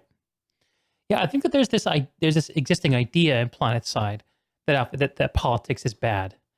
And it's really being pushed, especially, I think, by this. I'm going to paint a very broad brush here. And I don't mean to do it pejoratively, because I don't think it's necessarily a bad thing, but there's a bunch of Planetside players who are really freaking good at the game and to put a lot of time in and really care about that skill and to care about the focus on combat mastery.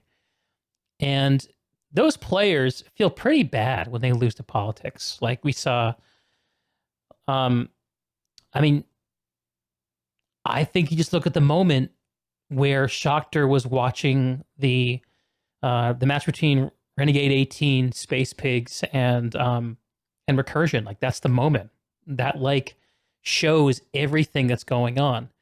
It shows that playing politics is actually what mattered the most, and it showed that the combat mastery was sidelined, and it showed how everyone felt about that.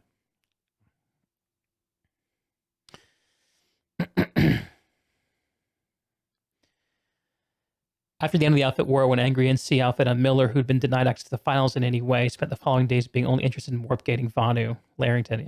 Yeah. And you know what, guys?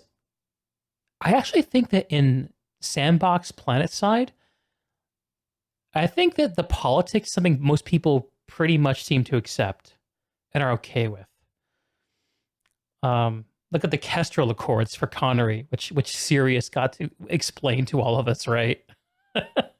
I think a lot of ways, some of the best stuff in Planetside is the politics. And here's what I'm trying to do. I'm actually trying to not tear apart politics, because I think the argument against it is pretty easy to understand. The argument for focus on combat mastery, I think the path to dealing with it is what's difficult. And I think that there's not a clear understanding of what's good about the three-sided format and what's good about politics in the game, in the format itself. And once we understand that, we can talk about its suitability in Outfit Wars. And there are actually, I think, some pretty neat ideas, not for leaning away from politics in Outfit Wars, but actually leaning into it. I think there's a way to lean into it and make it more fun for everyone. I think there are ways. That's why it's called A Way Forward. And look, I'm not a professional game designer. I'm sure almost every single thing we've talked about is something here Rel and the team have thought about. My audience is actually not RPG. My audience is you guys, the community. I want to get out of the idea that things are fucked or things are fine. And I want to open up the conversation about, I want to make it okay to talk about these things and put out some things we can talk about.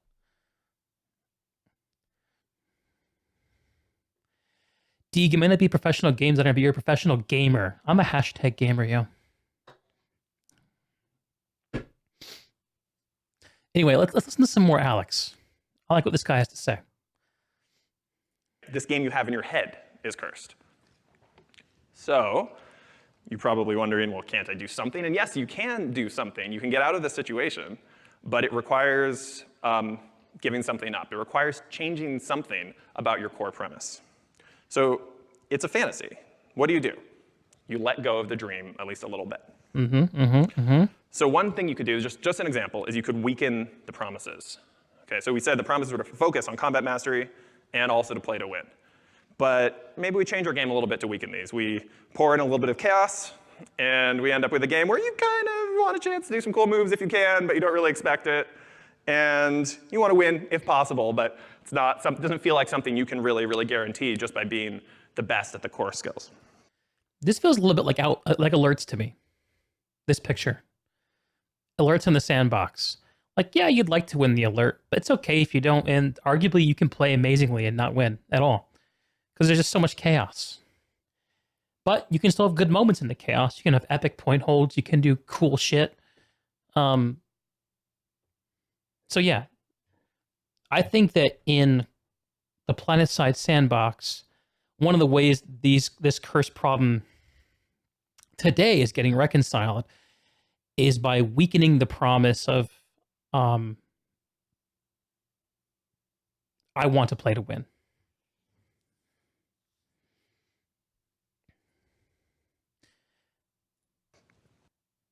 And when you do this, you make these changes, you weaken the promises here, you end up with something that might even be better, even though it's not what you initially expected. You end up with Smash Brothers. This is a very good, beloved game. Who called this out earlier? I know someone did Smash Brothers. It basically takes this premise I described and says, screw it. And it's just like let it be crazy. Go. I'm not talking about the 1v1 game without the items on Final Destination. I'm talking about like the party game, right? The 4-player game with random items and stage hazards and smash balls. Like this is the game that initially made this game big, and it's a great game because they knew what they were making. They had a wall. They had a box of constraints. They had a box of promises that they could actually fulfill. And I'm not saying that Nintendo saw they were in a curse problem situation and they cleverly found their way out of it, though that may be what happened. I think it just aligns with their values, right? The game they wanted to make happened to be a game you can make. But you can totally imagine another designer in this situation, like really, really focusing on that initial problem I described and just wandering the desert, cursed to wander for years, just looking for that one solution to make their game perfect. And the worst part is that they might be dragging a whole boatload of teammates with them. This is not a good situation. You want to recognize curse problems before they really cost you. You don't want to get stuck in them. But you also want to understand your options to move forward. So that is what I will continue to talk about. So this occurs for evergreen competitive games, sort of PvP games you want to exist for many years. Games like this launch, and they are often awesome. You have an amazing time. You have all kinds of different players playing at different skill levels. But slowly, as the game matures, the audience matures with it, right? Mm-hmm. And all the players get better and better, kind of in lockstep. And what's worse, the players who aren't getting better, they tend to leave. Maybe because they're not as invested or because it's frustrating. And by the time you're years into one of these games, like you may still have a great game, but it's very, very hard for new players to break in. Because oh my God, this is a World of Warcraft arena, y'all. Holy shit. I went back and played Shadowlands over the winter. And like I enjoyed it's actually a great game. It's actually a really well-made game. And I have a lot more I want to say about WoW, but I'm going to make time for it separately. But getting into arenas is brutal, man. There are so many people in arenas who've been playing the game for 15 years.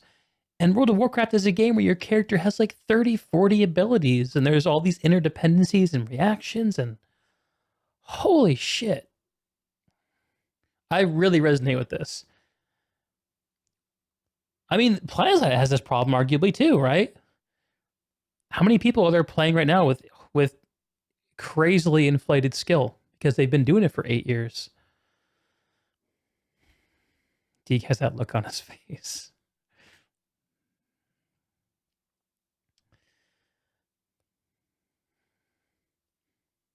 No, I wasn't. It actually wasn't part of my Planetside argument at all, but it totally applies.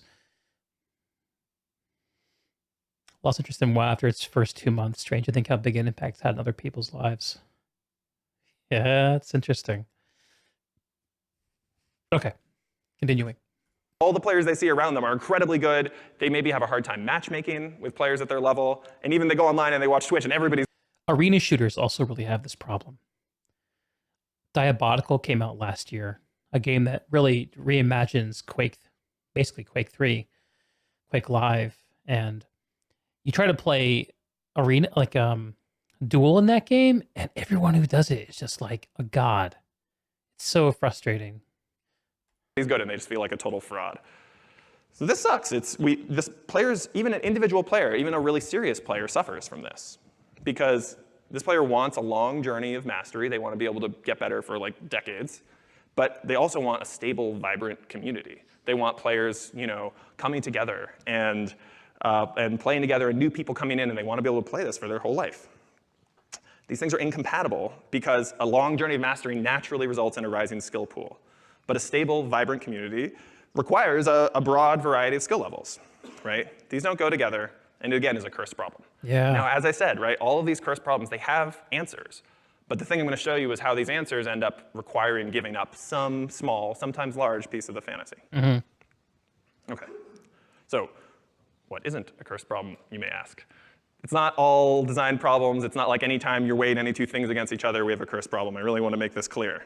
Let's just consider like any common degenerate core gameplay pattern. Like for example, this is Hungrybox playing Jigglypuff in Smash Melee. Now we're at the 1v1 version of Melee. And this pattern is extremely frustrating to a lot of players, including pros, right? He plays Jigglypuff in this way that's extremely defensive, very reactive. Oh, you make one man. mistake and he just jumps on you. Other players are forced to play his game, basically. And a lot of them don't like it. And so you, as the Smash designer, may be totally fine with this. Like, cool, this is the game we're playing. But you might want to remove it. What can you do? You could tweak any number of things. You could tweak attacks, defense, movement, the pace of the game, map, all kinds of changes you can make to basically make this play pattern just go away, either by making it impossible or disincentivizing it. And there's nothing to stop you from doing this, because there's no fundamental rule of Smash. There's nothing like deep within your heart about this game that tells you you have to be able to play this incredibly annoying keep-away game. Like, it is just an emergent property of the choices they made. So they can go in and fix it, and it's still going to be the same game. Can we do a similar thing? It's not a core politics? promise. We cannot. Because no matter what I do to kind of tweak the main tuning parameters of the game or change the content, we're still going to have this fundamental incompatibility. Yes. Right? The politics, it does not go with no politics, and there's no little change you can make to a move or something that makes these not go together. Makes these go together, excuse me. So, we're going to play a game, all right? You, the people, are going to tell me. This is where I plan to skip to. This is good. This is good. You are talking about domain competence here in the chat. What are y'all talking about? Name 5 people who can tank, fly, rapid throwing down the gauntlet.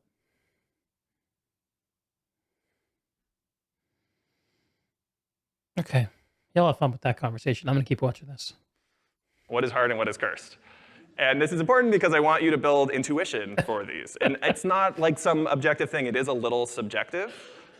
So reasonable people can disagree about what's cursed. But I also think that reasonable people, having had enough time to become familiar with this concept, will mostly agree about what's cursed and what's not. You have to identify 2 promises. They're incompatible with one another, and you have to convince yourself that they're actually incompatible. And the second part is actually where you might have more disagreement.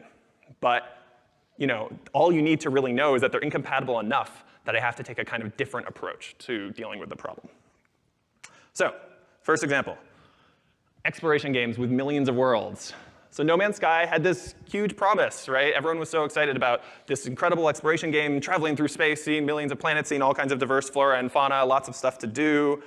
It was really exciting, but when it launched, people were disappointed, right? It felt like the promises were not kept. There was this millions of worlds to explore promise, this vibrant, diverse, interactive ecosystems promise. My question is, are these fundamentally incompatible promises? Is this a curse problem? Or are these just hard to simultaneously satisfy? So who thinks it's cursed? All right. What do y'all think? Cursed or hard? Let's hear it.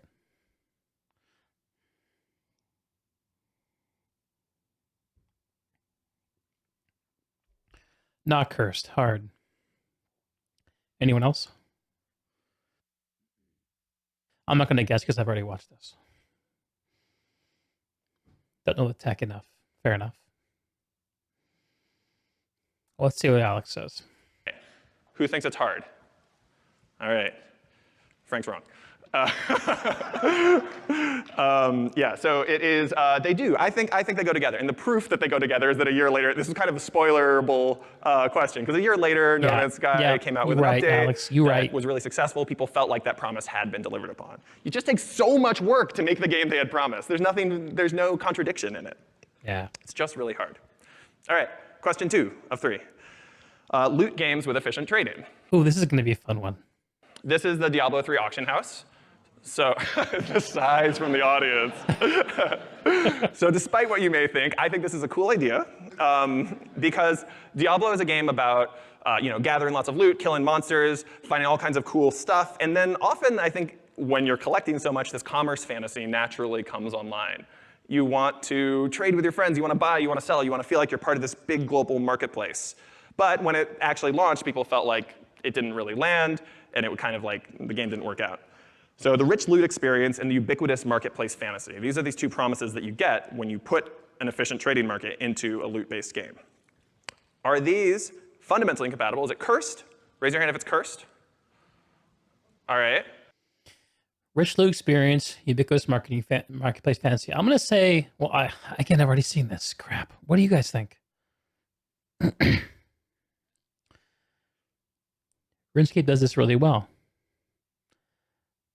There'll always be the best stuff to farm and trade. It'll boil down to meh, cursed, not cursed. There's a marketplace to track from the rich loot. Loot has less value if you can buy it. Yeah, I think the scenario he's painting is the idea that a rich loot experience where the loot you drop feels interesting, but also a marketplace where all the loot can be sold. Not cursed. Not cursed. The consensus in the chat is not cursed. Interesting. When involved real world money, it got weird. Hell yeah, in a operative. You were right about that. Now raise your hand if it's hard. Okay, so a little more disagreement. So I'm going to make a pretty strong claim that this is cursed because varied loot drop experiences is kind of the core piece of a rich loot experience, right? I need to constantly be able to kill a monster and then wonder what's going to come out of it, and then see this amazing thing pop out and be like, this is great, this is the best day of my life. But on the other hand, this marketplace fantasy means items are fungible for one another. Every item is essentially just worth to me what I can buy it for in the auction house. So what's happened all of a sudden is now every monster in the game is basically just spawning gold over and over and over again, effectively. That makes sense. I agree with that. I think that makes sense.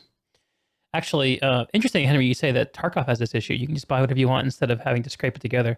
I actually just saw a snippet of and Kevin Jordan pops up on my recommendeds, and he had a talk with someone in the Tarkov community about the economy, and they're basically saying that the economy's inflated at the moment. There's too much currency. Everyone can have what they want. My experience with this is more Guild Wars 2, where that economy is designed around this idea. It's designed around the idea that monster drops are just the material guts of the world that you trade and sell. And it makes loot so damn boring. As sort of, I can see what he's saying. Yeah. Yeah, I think it's a good argument. So I claim it's cursed, and I think in the end, there was nothing they could have done to tune this, to make the core fantasy work out. One of the producers of the game, I should say this is a special case of what I call the commodified reward problem. One of the producers said that the auction house undermines Diablo's core gameplay, which is to kill monsters to get loot. And I endorse that statement. Bingo. Okay. So the third and final quiz question, always on location-based games. This is the preferred method of playing Pokemon Go. So, I mean, this is a spicy image, obviously, but in general, I think location-based games have this interesting situation where the promise is, hey, you go into the world and it's an overlay on top of your life. It's like this extra magical layer in your life where everything is a little bit different. And at any moment, I might want to pull out my phone and catch a Pokemon. And that sounds cool, but also has this tension, which is that I might be driving and die or kill someone. I might just be walking down the street and trip. I might go out of my way, maybe in a way that kind of inconveniences me. Or just in a more banal level, I might not really be present in my daily life, right? I might not pay attention to my friends. So what I'm wondering, these two things, the game kind of demands rewards at specific times and places to make it feel like it has that magical overlay. But also there's this need for personal safety and convenience and also mindfulness at some level that I think is a basic need that the game doesn't promise, but we assume games will not violate. So who thinks it's cursed? I don't remember this one. I'm going to play along with y'all. Rewards at specific times and places, need for personal safety and convenience. Yeah, I think it's cursed. It's got to be cursed, right? Larrington, my brain kept leaping to things like Lord of the Rings Online MMOs where they basically just say, well, these items are locked to an account character because they don't want to deal with the problem.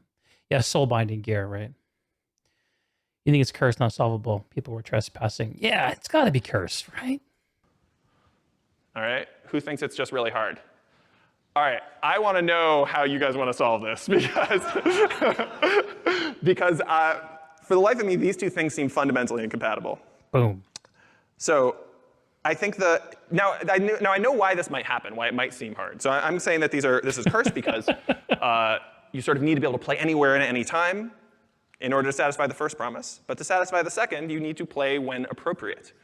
And I know why it might seem like this is just a hard problem, because you're like, well, surely we can put limits in the game, right? We can make it so you only see, monsters at times that are appropriate or when other people are playing around you or something like that. And I think that all of those, once we get a little further into cursed problems, we see that all of those kind of are violating that first promise to some extent. And so that's why I say this is cursed, because the moves that you have to make to... So we're only halfway through this, guys. This is why I wanted to skip around. Let me pick my head up here and see when my next planned stop in this video was going to be. How many minutes is 1447? 600 seconds in 10 minutes. So it's just under 30 minutes. I guess we're close. To actually make the situation go away, it is a great video. Turn it into a different game, at least a little bit. I have one more video after this I want to watch too. So we got to pace ourselves a little bit. And I think that's why you still have these problems. Not this long. In these games years later, right? Because you don't want to break that. Actually, it is this long, but we're not going to watch as much of it. First core promise. Okay. So generally, I'd call this like the life disruption problem. And there are other very different games that encounter these problems. So this is where we are. The big ocean there is your game. It's a wide sea of possibilities, all kinds of things for players to do, have fun. And that eldritch horror that living in the heart of your game is your curse problem, right? They're just there underneath the sea, kind of corrupting everything around them. And it's not like a fish, you can't just like spear it and pull it out. The thing about Cthulhu is he's not leaving the ocean, like he's just there. It's core baked into the premise of your game. So what do you do when you encounter an eldritch horror that won't leave? You make sacrifices, so you kill your babies. And that's... Yeah, and this is a common theme of his talk is if you identify a curse problem, you can't think your way out of it. You have to give something up. You have to give something up to solve the problem.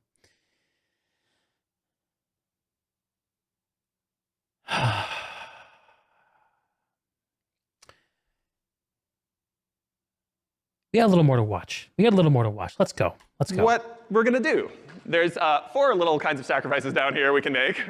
And each of them is a little different, right? They're different ways of giving up some subtle, sometimes implicit piece of one of your promises. All right, pay attention. This is good. And that's the rest of the talk. Okay? So we've talked about curse problems. We've talked about why they are hard, why they will likely screw you over if you don't notice them. Now we're going to say, all right, well, if you still are dealing with one, if you still want to make this game, how can you make a sacrifice, give up some piece of your fantasy, and make a slightly different game that hopefully is still makes you happy, still is good enough? So first, I'll present a game model, like how I think about a game that will build these techniques on top of. And it will look scary at first, but it won't be scary. So remember, a curse problem is an unsolvable design problem rooted in a conflict between core player promises. And I'm going to talk about a common special case of this, in which these two promises aren't just anything. One is an experience, and one is an objective. So by experiences, I mean moment-to-moment gameplay. What is this game like to play? But by objectives, I mean like the goals of the game, the driving forces, the things that I'm trying to get out of the game in the end. And so these objectives are kind of pulling us through, motivating us through different experiences, whether we think they're great or not. And I think it's okay to limit us to just this definition of curse problems for now, because first of all, it covers a lot of the cases, probably more than half. But second, it's just a much simpler case to talk about. The techniques I'm going to talk about are easier to Let's explain. get to it, Alex. Come on, boy. And they do generalize to the general case that looks like this, any two player promises. But we're focusing on this. So, remember the free-for-all politics problem? So in this case, we have the desire to focus on combat mastery. That is an experience. And the desire to play to win is an objective. That's the kind of contrast I'm talking about. So here's my model. It's a game. Start state is S, and the objective is wherever you're going, O. And the objective can be given by the game, but often it's at least partially supplied by the player. And all the nodes in between are the play space. It's all the things you can do in the game. Kind of like a state machine, but you should think of these nodes as including kind of the player's mental state as well as the digital state of the game. So for Outfit Wars, the objective is to get the most points and win. Is that a lattice system? It's a lattice system. The play space is the match itself. The start is, start. And the experiences are capturing and defending territory, I guess. And these objectives, they pull players through the game. Don't As I get said, too they kind of guide excited you yet, into certain Falco. places one after another, and they guide you through the sort of golden path. Like, this is the Oh my right way to God. play. And you might not want to play this way, but it's what you're going to do. And there might be multiple golden paths, but I'm going to use one as an example. So I've abstracted a little. This here is your game, and this is your game on curse problems. This is the situation we get into, where the fire represents promises not being met. Right? The experiential promise that was sort of given by the designer or just that the player imagined themselves is just not being met, but the player is taking themselves through it because they want to get to that objective. So to make this concrete, in this case, the fiery... Okay. This is the slide. You guys get it? We have Outfit Wars. We have winning the Outfit War. We have the green path, which is what people want to do. They want to fight. They want to play the game. They want to win by superior tactics and superior combat, better aiming, better flying, better leadership. But in order to actually get there, people do this, the politics thing, because that's how you actually win. That's actually the straight path. And what Alex is going to do is he's going to help us think of some conceptual tools to keep people in the green path, which is exactly what we're trying to do here. Why? Because everyone knows that Outfit Wars, when we live here, is fun. And this was a point I made last week. What does Outfit Wars need to be? What's its purpose? What should it be? It just needs to be something people want to play. People want to play it. It can help provide outfits some purpose and structure. And if it can do that, and if it can abide and be accepted by the community, if it can find a way to live in this green area, if Alex can help us out, then we can find our way to the Planetside Promised Land, to the heaven of Araxis, and we can leave politics in the dirt. Let's go. Hellscape is political play. The grassy, lovely area is unrestrained combat that players were promised, and the objective is winning. Okay. So you notice, by the way, that they might spend a little bit of time in unrestrained combat. You're not doing political play all the time, but there's enough of it that this probably isn't what the players signed up for. So what can we do? What are our options? Well, that is where these 4 techniques will come into play. Just tell us. Games have faced curse problems throughout time. Often, of course, people didn't know that they were facing them. Sometimes they didn't even know they were facing a hard problem at all because they naturally found their way into a way to address some previous hard problem. But along the way, nonetheless, designers have made the sacrifices needed to address these problems. And really, I think these sacrifices really bucket nicely into 4 techniques. You don't really have to worry about it too much here. This is what they'll look like. This looks absurd. I know, it sounds absurd. Barriers, gates, carrots, and s'mores. Henry, you think you can hear Rel taking notes? I would be astonished if Rel did not already know this stuff. I would be astonished, y'all. Barriers, gates, carrots, s'mores. Should we make some guesses about what these are? So barriers are hard preventing you from actually engaging in politics. gates are, I guess, ways to enter and exit from playing politics. Carrots would be incentives for focusing on the combat. And s'mores, yeah, I don't know, man. I don't remember. Rel actually has made this video 5 years ago, yeah. Yeah, like I said, this is more talking to y'all. Because there's just a lot that can happen. And it doesn't necessarily require re-engineering of the format. And it doesn't necessarily require things like 1v1, which I know is, well, there's an underpinning in the idea of 1v1 that I think is considered axiomatic by a lot of people that I think is worth examining. And we're going to get there. That's the purpose of the next video. But this one is about how to deal with these curse problems. Those are the 4 techniques I'll talk about. I'm going to go through them one by one so that they make S'mores sense. is like just have fun. Yeah, maybe you're right. All right. So the first technique is barriers. This is cutting affordances that allow players to break promises. Right? Basically, if the player's doing something that we don't want them to do, just make it impossible, if you can. And then they're going to have to spend time in the grassy happy land. So what would make it impossible to play politics now if it was? Who was the one who suggested obscuring player names? I don't remember who that was. No names. There it is, Rapid. Yep. So what if you didn't know which enemy was which? What if you had no way to do it? Like, what if, let's say you're playing Vanu, the best superior faction, and you had no idea if an enemy you were facing was the NC or the TR. The warp gates were randomized. The colors were not related to their actual faction. Let's say you obscure models, like so a Reaver can look like a Scythe or whatever else, or you use standard models. I don't know. I mean, this is a big. Truly achieving this would be a real pain in the ass. Rip player stories, right? Yeah, I mean, this is maybe not a good way to approach it, but obscuring, removing knowledge of the game state is one way to address this problem. And this is what barriers are like. And again, the common theme for all these approaches is you're sacrificing something to resolve the curse problem. And maybe this isn't a good sacrifice. That'd be weird as hell. Yeah, Falco, I agree.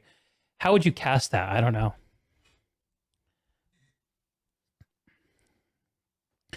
So Rapid's saying remove the name, so you don't know who you're playing. Like you're playing an NC Alpha, but you're not sure who it is.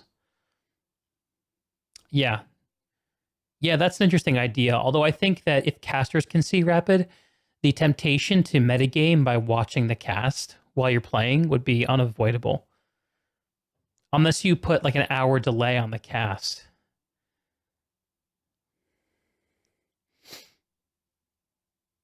Yeah, even 5 minutes wouldn't be enough, though. Well, do you think it has to be longer? Because there's 20 minutes of pregame. Yeah, I mean, and even if you're 15 minutes into the game, knowing the outfit you're playing against is still a valuable data point and worth alt tabbing. Yeah. Yeah, but I just want to get y'all really thinking creatively about what we can about this problem. Because there are ways to deal with it. This way, I think, probably hurts the visibility and show off ability of the game mode too much. So let's look at an But example. let's see what more he has to For say free-for-all about it. politics, one thing you can do is limit players' agency over one another.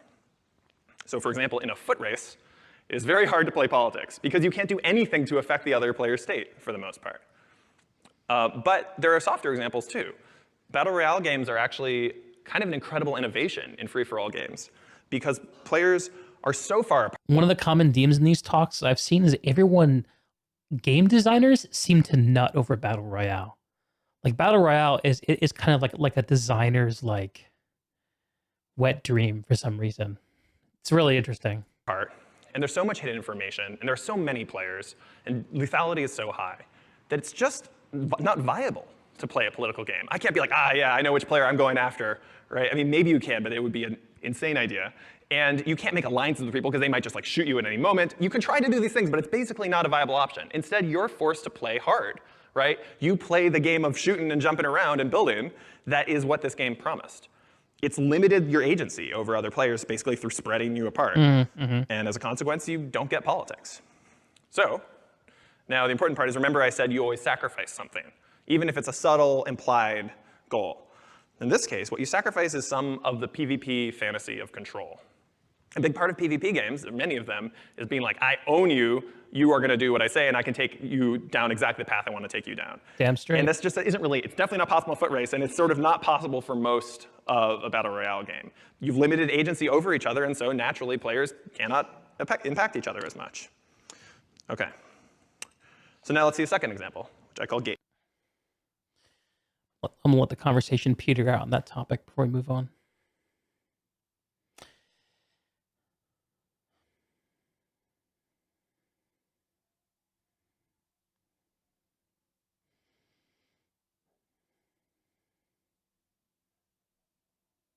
Yeah. Yeah, I think that the information remains valuable up through the end of the game. So the idea of having a cutoff, basically anything you expose to the casters would be functionally impossible to not expose to the players unless the casts and the matches were not played concurrently. That's the only way.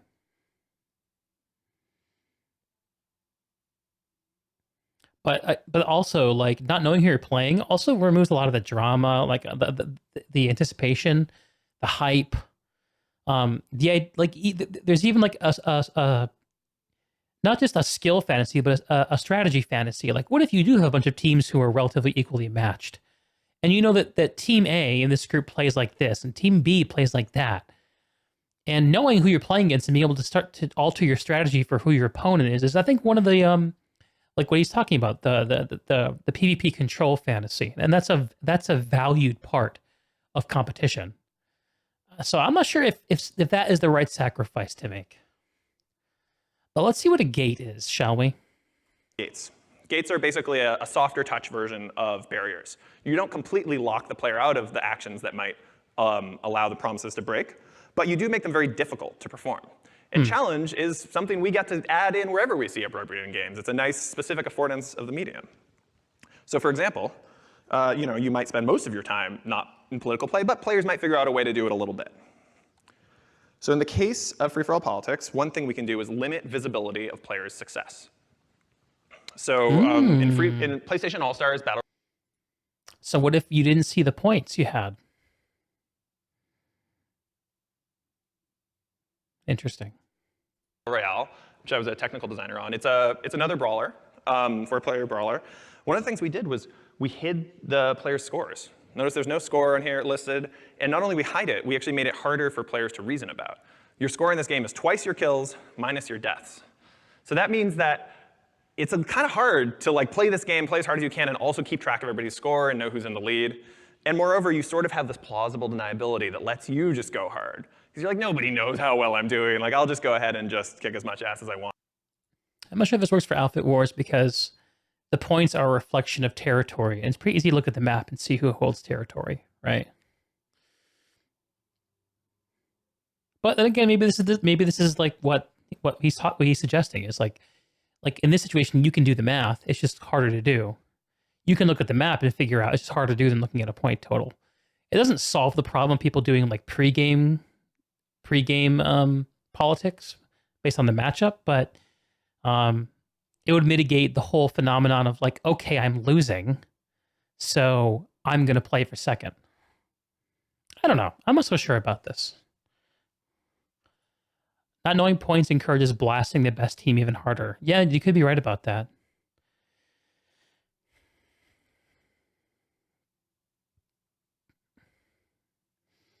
Yeah, I don't know if this is the right way to look at this problem. And that's what lets players play freely and not go as hard into politics. So what do we give up? well, among other things, we give up some of the tension of buzzer beaters, right? We don't get these situations where we know, all the players are really, really close together and you wonder who's going to win. Because you kind of just like don't know. And then the game ends, you're like, oh, turns out, Jerry won. Okay. So the third example is carrots. This is where, we change the objective. If the objective is what's drawing them through these problematic states, let's change it, or let's create some new goals that help keep them following these objectives all the way to the goal without spending time doing political play. Y'all have any good ideas about this? Will be some carrots to incentivize people to play Planetside rather than play politics.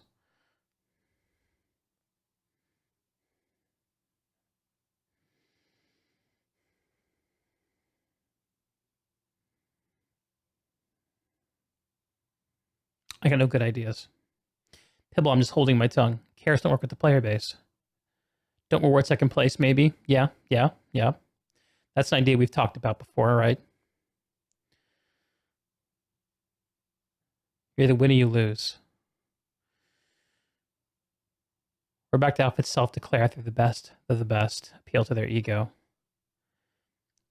That'll be a fundamental misunderstanding of the types of people who play and what is important to them. Carrots don't work. Qualifier must have actual stakes, like Outfit Wars 1 and 2. Seems like the further the match goes, the more people get focused on playing non-politically.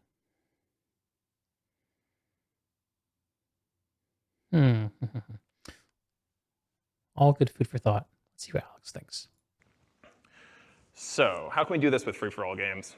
One way is to add metagame effects. This is kind of not a well-known technique, I think, but I found my way here through using this framework, and I looked for examples of games that did it. So an interesting case, it's actually in a tournament context. For Settlers of Catan tournaments, they don't use whether or not you won a game to determine your placement in the tournament and how you move through it.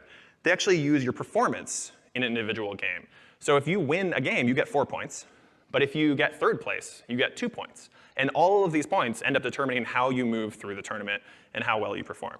So this weird thing happens where I'm not so incentivized to play politics because I don't care as much who wins or who loses. What I really care about is raising my own performance up. Just getting from third place to second place is great for me. And I think politics is naturally diminished as a consequence. But there's also the side effect, which is you kind of diminish the magic circle of an individual game, right? The game doesn't have this win or lose clarity. It's just kind of okay, more points for the point bucket. That's going to end up determining maybe what I really care about, which is whether I win the tournament. So this is a little bit about how the season was designed, right? First and second points get different levels of rewards. Those points add up to help you qualify for the championship, et cetera, et cetera. Yeah. But maybe this is a good idea to explore further anyway. Maybe there are other metagame things that can be measured to weaken the need for each individual game to be integral and have a bigger goal that actually does get to the broader need of measuring what makes outfits good. Like the idea of counting kills in some way and adding that to the formula. Maybe the number, you get 1 point for each X number of kills, and maybe it doesn't affect the outcome of the match, but maybe it affects the number of points you have in the bracket. So there's a valid way to play the game where you're not really necessarily, where if you're getting warp gated, it might actually be good for you. Because if you have a team of Slayers and you're getting warp gated, then you could be in the position of actually getting a ton of points, even if you don't win the match.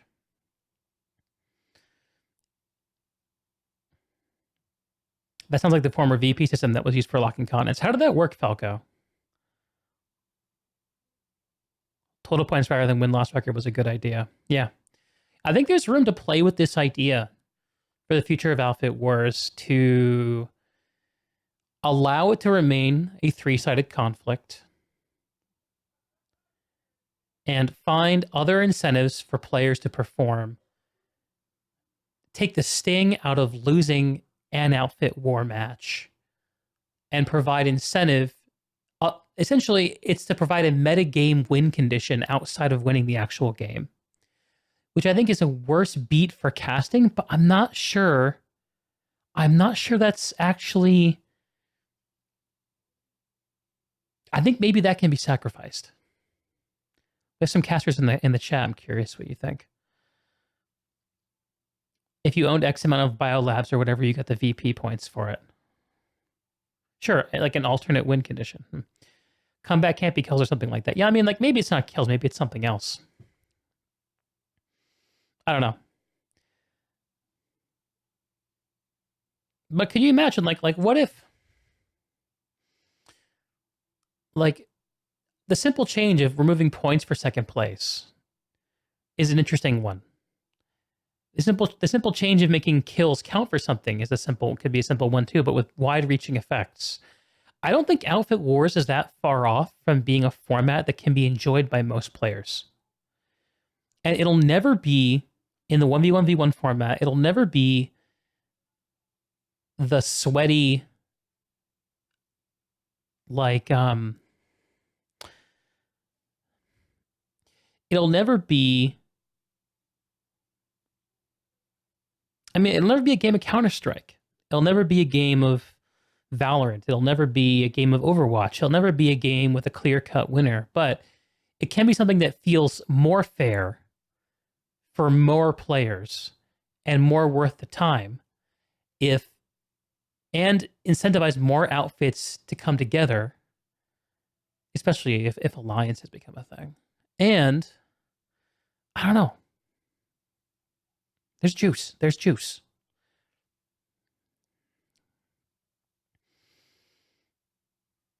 Paco, that was also around the time when hives were a thing. I didn't play a lot when hive alerts were a thing. Rap, I think either increase the basis point value the longer, shorter it's held, or make the points level and rate halfway through. Interesting. Paco, as long as you keep hives up, you generate victory points, and the placement of the hives determine their efficiency. Henry, you can give the first hit 100 points, a permanent 1 hit per second gain. Yeah, lots of good ideas here. I love it. I think there's actually a lot of interesting space in the idea of alternate win conditions too. But the next talk I've prepared after Alex actually gives us better tools for talking about that. So I'm not going to hit that so hard right this second. But yeah, metagaming effects, there's potential there. And Rel is already talking about the idea of some kind of points for kills idea. So like that's on his mind, I think.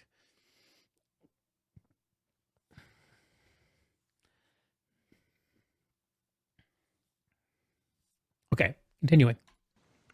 All right. So the fourth technique, again, I'm going to say these are pretty much all you can do to deal with curse problems, is s'mores, which is to say, okay, players are violating the promises that we think we're making for them, but maybe we can just make that fun. Maybe we can lean into that so much that the promise kind of dissipates and players understand that they're playing a different game. So you basically give them marshmallows to melt in the fire, and then you got s'mores. Yeah, okay. So players will spend their time here, and it's still great. So, how do you do?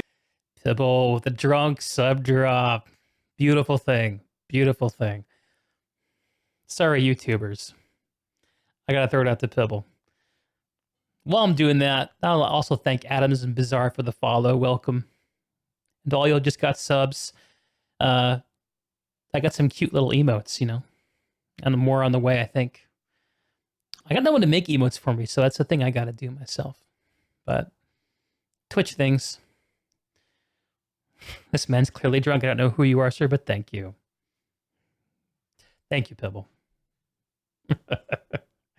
So, making it fun. S'mores. You do that with free-for-all games. Well, you've probably seen games like this before. You can give players tools to actually lean into that political play, make it really deep and fun through, for example, adding secrecy, which is sorely missing from brawlers. Especially if you don't mind your players never being friends again, you can give them diplomacy, and they'll have a great time for one game. And what happens here is like they have this incredible game of Thrones-esque intrigue, and you can see it right there on the box. It says, the game of international intrigue. It's very intriguing, but the consequence is that you have this lack of emphasis on moment-to-moment action, right? It's not so much about exactly where I place my units. It's really about the relationships I break along the way.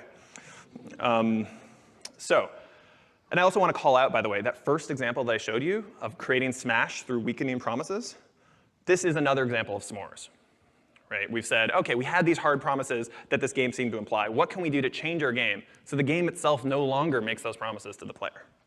So another instantiation of s'mores. Yeah, this is like what we were talking about at the start. I don't have any good examples of this idea.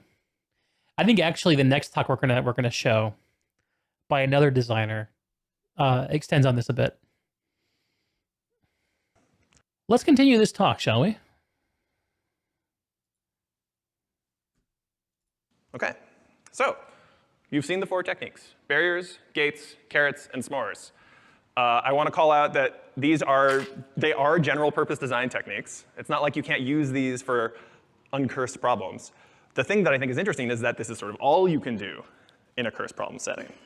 And I really want you to think of this as like a tiny design framework, something to apply when you get into certain kinds of situations.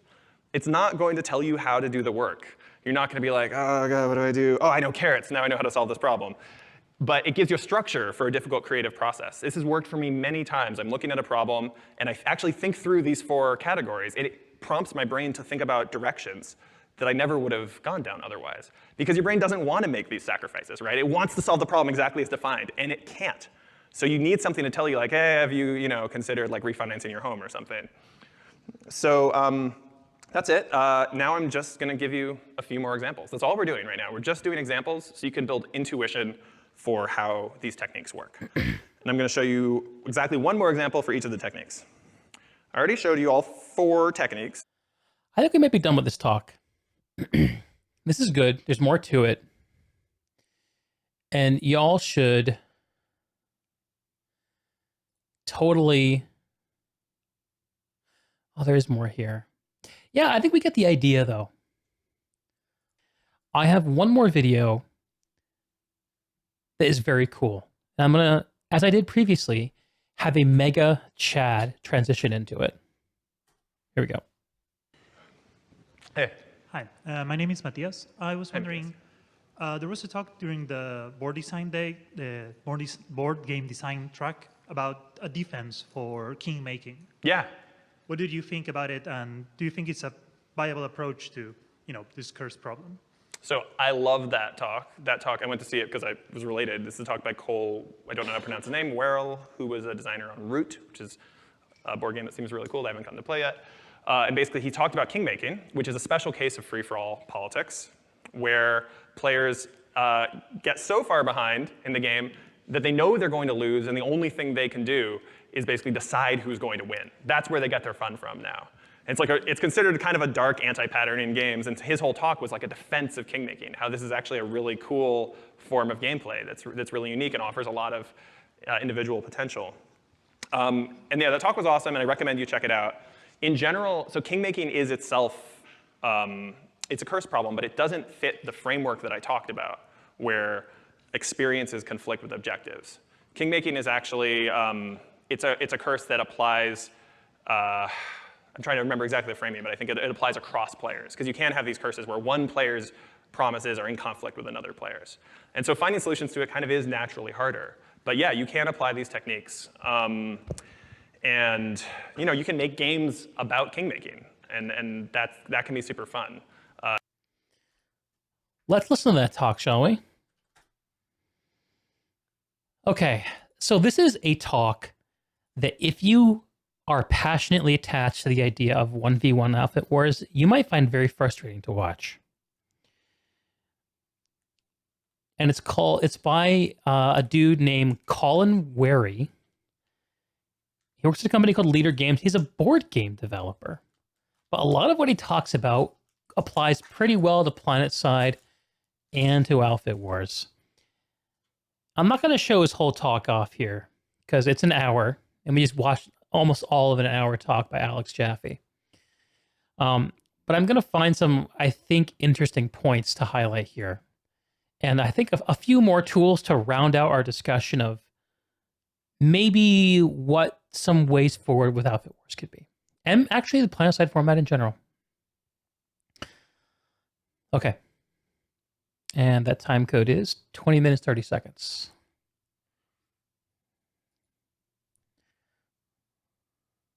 Fix this problem. So we arrive then at the fun and fair design ethos.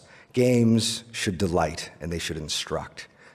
So Alex is patient on the Alex. Colin is exploring the ethoses and the way that the ethos of board games and games in general have evolved over the years. Basically, his premise is that it's not always been the way it is now. And that he actually just talked for a few minutes before this about how originally games were designed not to be fair and fun, but to discover the truth.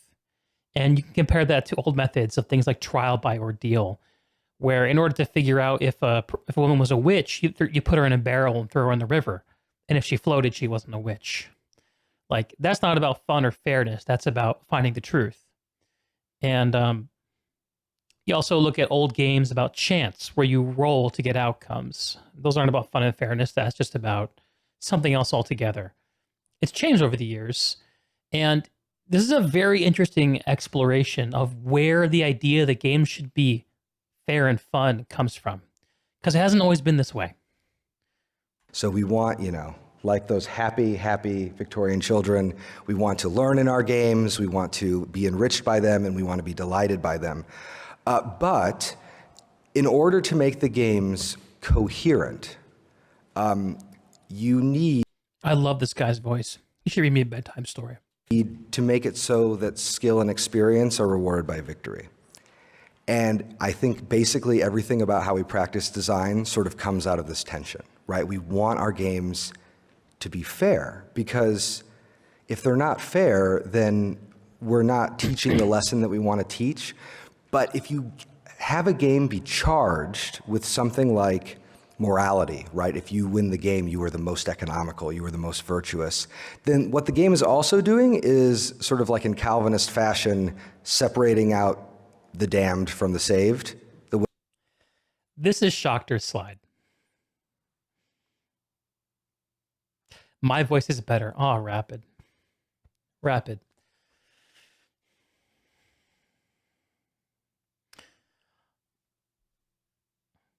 But this is the slide, and this is the ethos that is I think squarely at the center of high skill. Outfit Wars needs to have a winner. 1v1's the only way that matters. This is where this idea, this assumption is where I think that whole philosophy is rooted. And it's showing, once again, that's not the only philosophy. It's just a philosophy. Winners from the losers.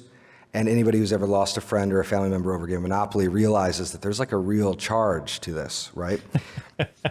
Okay. Fuck Monopoly. So remember how at the beginning, when I was talking about Kingmaking, I was feeling a little queasy? Looking at these Victorian children also makes me feel queasy, because I feel like fairness itself is a little storied, and when you start thinking about it, when you start thinking about the cool games that we're making as part of an ideological program, it makes the games a lot less cool. So it actually gets a lot worse. It's always when I was a graduate student, I stumbled into this book, J.A. Magnan's, The Game Ethic and Imperialism. I apologize for that just awful type of the title. I literally stumbled into this book. It was in a free stack in a box, and I just tripped over it as I was walking down the hallway. And at the time, I was working on a game about Afghanistan and thinking a lot about sort of turn-of-the-century game design. And so I just put the book in my bag and thought, cool, I'm going to learn about H.G. Wells's war games, and maybe something about Empire and something like that. And it was, like any book that you acquire, it takes like a year to actually open it up. And when I did open it up, I found that it was actually about something quite different, which is the game's ethic. And I think this is a really useful and powerful idea. So the basic argument that Magnan makes is this: sports, games in general, as a competitive and serious hobby, they emerge in the 19th century public school system in Britain. Now, the public school system it means something in Britain in the British context that's different from the United States context. So in the US, when we talk about public schools, we just mean state-controlled schools. In the British context, a public school is about the management of empire and the management of the broader sort of governmental and bureaucratic apparatus of the state. So Addiscombe and a lot of other schools were basically founded to staff the British imperial adventure abroad. It's fascinating. Because they needed clerks, right, in India. So what Magnan talks about is like games, early games were not about being fit or having fun. Like the delight part was just the lure. It was just the loot box to get you to play again. Actually, there was an ideological program at work, and here's how he describes it. Basically, the school administrators were convinced in the desirability of games, especially team games, in training the young. This is a quote from him. They believed in the value of those games for the development of ethical behavior. They had a view of education that was not only national, but also imperial. They saw it as their duty to give a lead to the imperial world. So all these schools start spreading throughout India, and they're having Indian cricket teams, and all the best teams in cricket these days are Indian teams. But it was part of the civilizing mission to sort of teach fairness and to teach rules and law. Because all... Isn't this crazy? I find this so interesting. How could our notion of fairness and competition and the rigor and all the things we learn be rooted in 19th century English imperialism?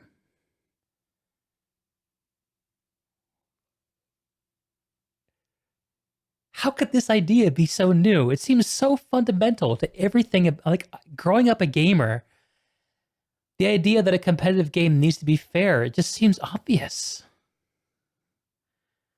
Oh, man. This blew my mind. All of those things reflected the sort of ideological program of the British state. Now, this can seem a little distant from us, right? Here we are in San Francisco at GDC, and we are so very far from the imperial program. But what you should know is that this tradition is still very much with us, and many of you guys are somewhat indoctrinated into it, including myself. I'm sorry to break your bubble. So rugby, we know, the game of rugby, it comes in name from the rugby school. It spawned a whole genre of novels called the British boarding school genre, including a novel called Tom Brown's School Days, which was the blueprint for Harry Potter, of course. Harry Potter is an English boarding school drama. He's learning right now how to be a good little imperial servant, even though he doesn't think of himself that way. But if you get good at Quidditch, you'll get good at empire. Now, the point of all this is not to suggest that fairness is wrong and that sports don't teach you good things about being a person and existing in society. It's just that I think that we have a lot to gain from giving ourselves a little bit of distance from the concept and for starting to imagine or maybe not imagine, but starting to treat the history of fairness as storied, right? If you are shooting for fairness in a design you're working on, you're making a kind of value judgment, and you should just keep that in mind as you're peddling your design. So what happened? Oh, that's so thick. That's so thick conceptually.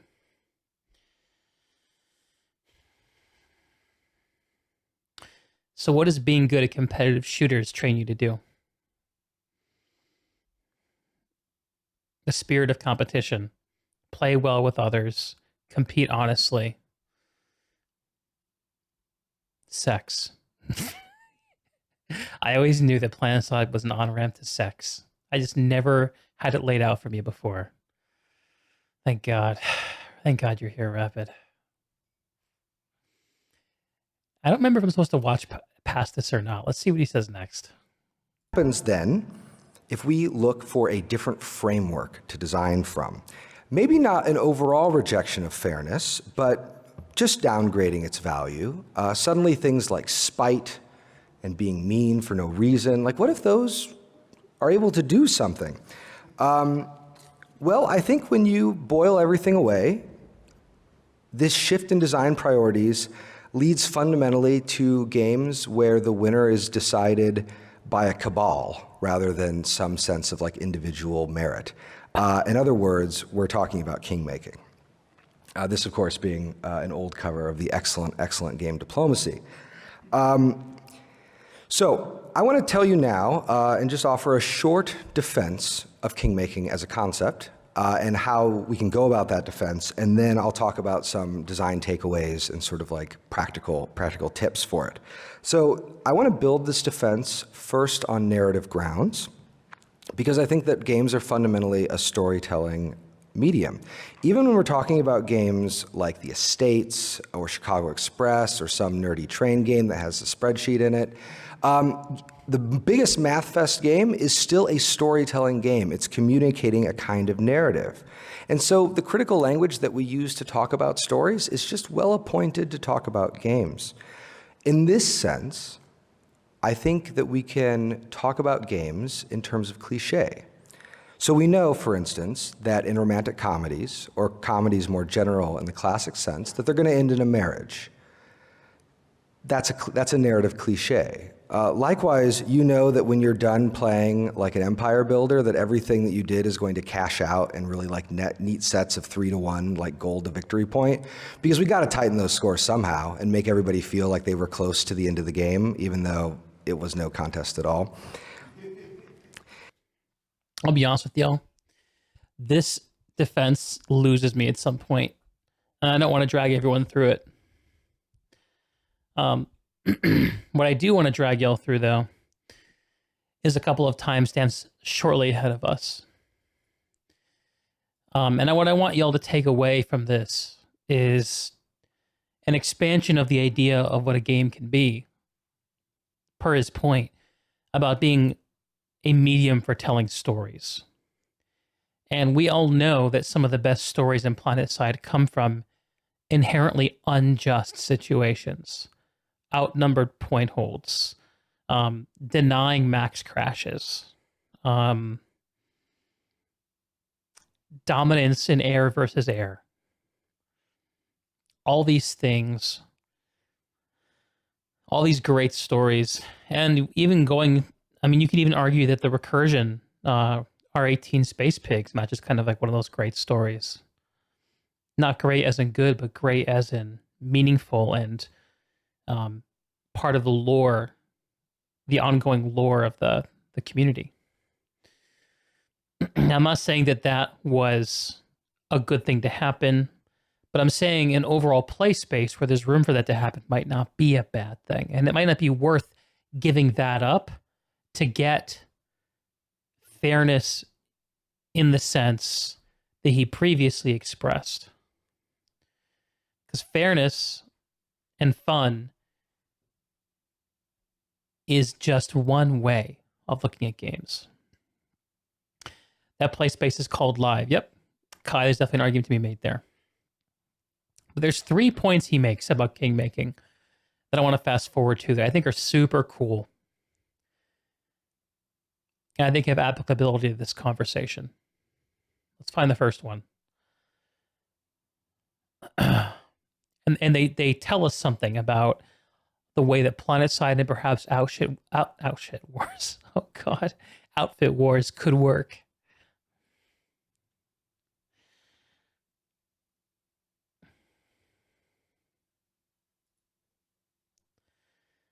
So these couple of guys, this lecture about this history is, man, y'all are glad I spared you of that.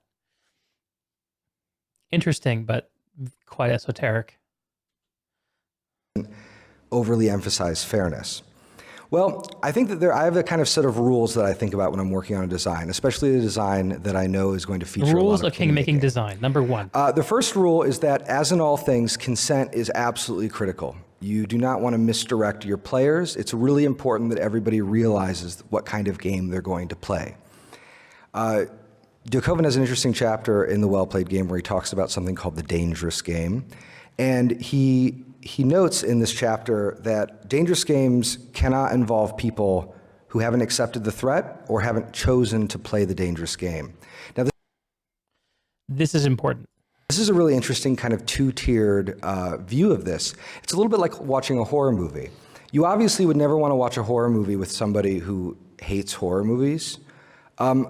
And so that's obviously bad. But what is less obviously bad, but what is still bad, is watching a horror movie where half the people like watching it because they think it's funny, and the other half the people like watching it because they think it's scary.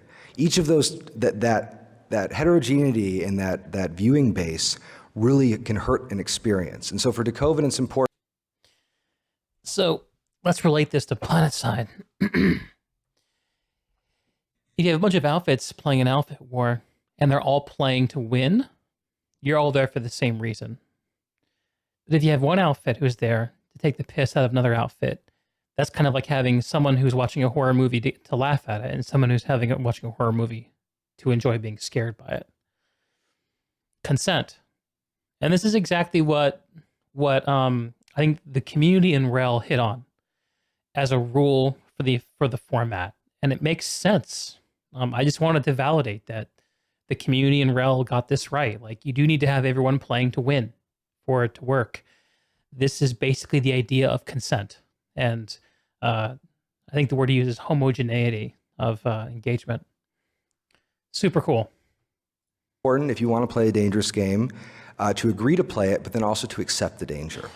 Accept the danger. You should be honest about it. Now, it's also important to realize that if you are designing a game about kingmaking, that the relationships between the players, that's everything. So accepting the danger. If you don't all agree with the danger of not winning, then it hurts the experience. So, I mean, I don't know if I can think of any awesome ways to do this better, to enforce this, but it's just, I don't know. It just underlined what we've seen. Mechanisms do not matter so much as the relationships to the player, and this is a very easy thing to forget when you're working in design. This is rule 2. What will happen sometimes is when the relationships between the players are not highlighted, the interactions, the king-making interaction in the last stage of the game can feel like a cruel joke. If I've been hoarding stone the entire game so I can upgrade my clay house, and you take it from me in the last turn despite never touching me the entire game, it's not going to feel like an ironic coup or something worth thinking about. It's just going to feel like a bad joke. And this, I think, brings me to... Like getting double teamed for an entire match and then losing. Right? Doesn't feel like something interesting has happened. It just feels like you're getting screwed out of a good experience. How can we address this? Risk, which I think is still just a brilliant and wonderful game, maybe more fun to think about than to play. But one of the real tricks of Risk is that there's no negative space on the board.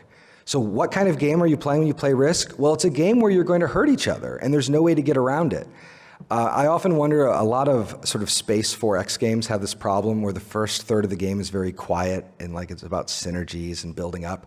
And then in the second half, you tear down all the work you did in the first half. And it usually makes people feel rotten. And I think if the board started full, you would get around this problem.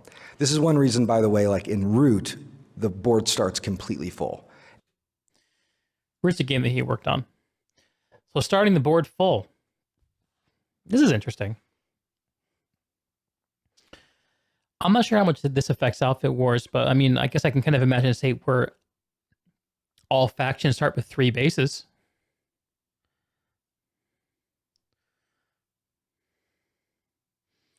Maybe all factions start with some construction objects on the field. Everyone starts in a playable state. I'm not sure if the investment is that painful to lose.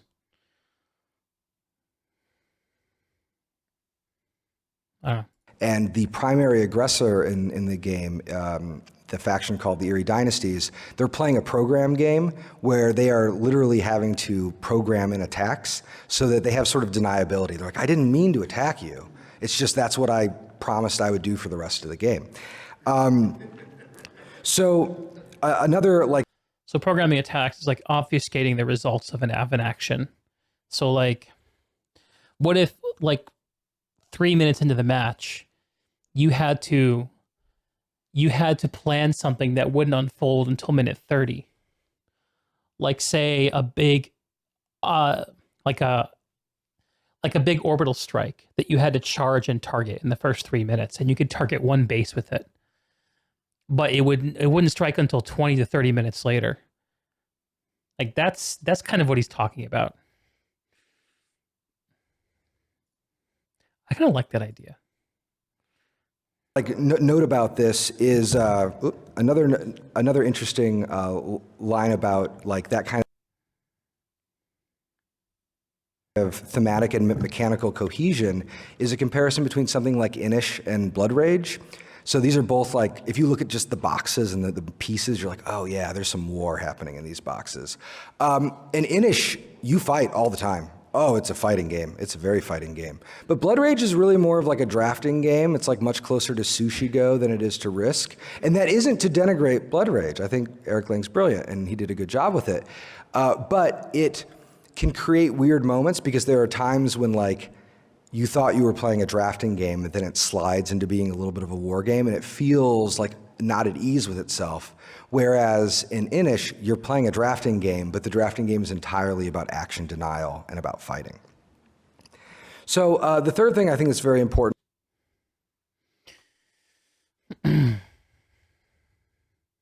Starting with the board full. Interesting. All right, comments. The correlation over to Outfit Wars is starting, the home base is capped. Right. So you can start with 2 on each side and leave the middle empty. I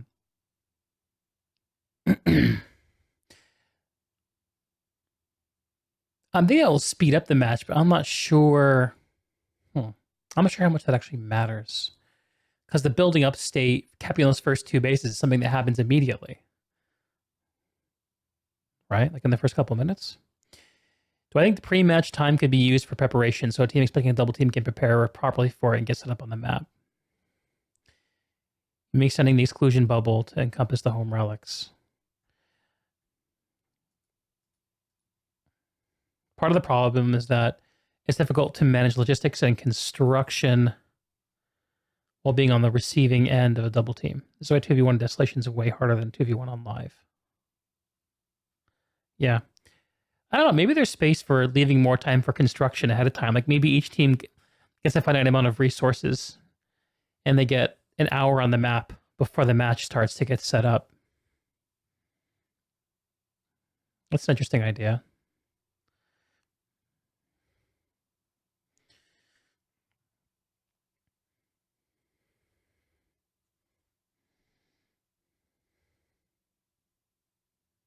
Is to give players diplomatic flexibility. There aren't villains in real life. We have partners and we have adversaries, and sometimes our partners become our adversaries, and sometimes we need to find partners in those who oppose us. No diplomacy system you design is going to be as clever as your players. So you want to try to give them the most creative framework that they could possibly exist in. I think this is one reason why turn-based strategy games, especially on the digital side, really struggle with their diplomacy systems. It's just hard to create the sort of freewheeling deal-making that you see in a game like diplomacy in a digital space.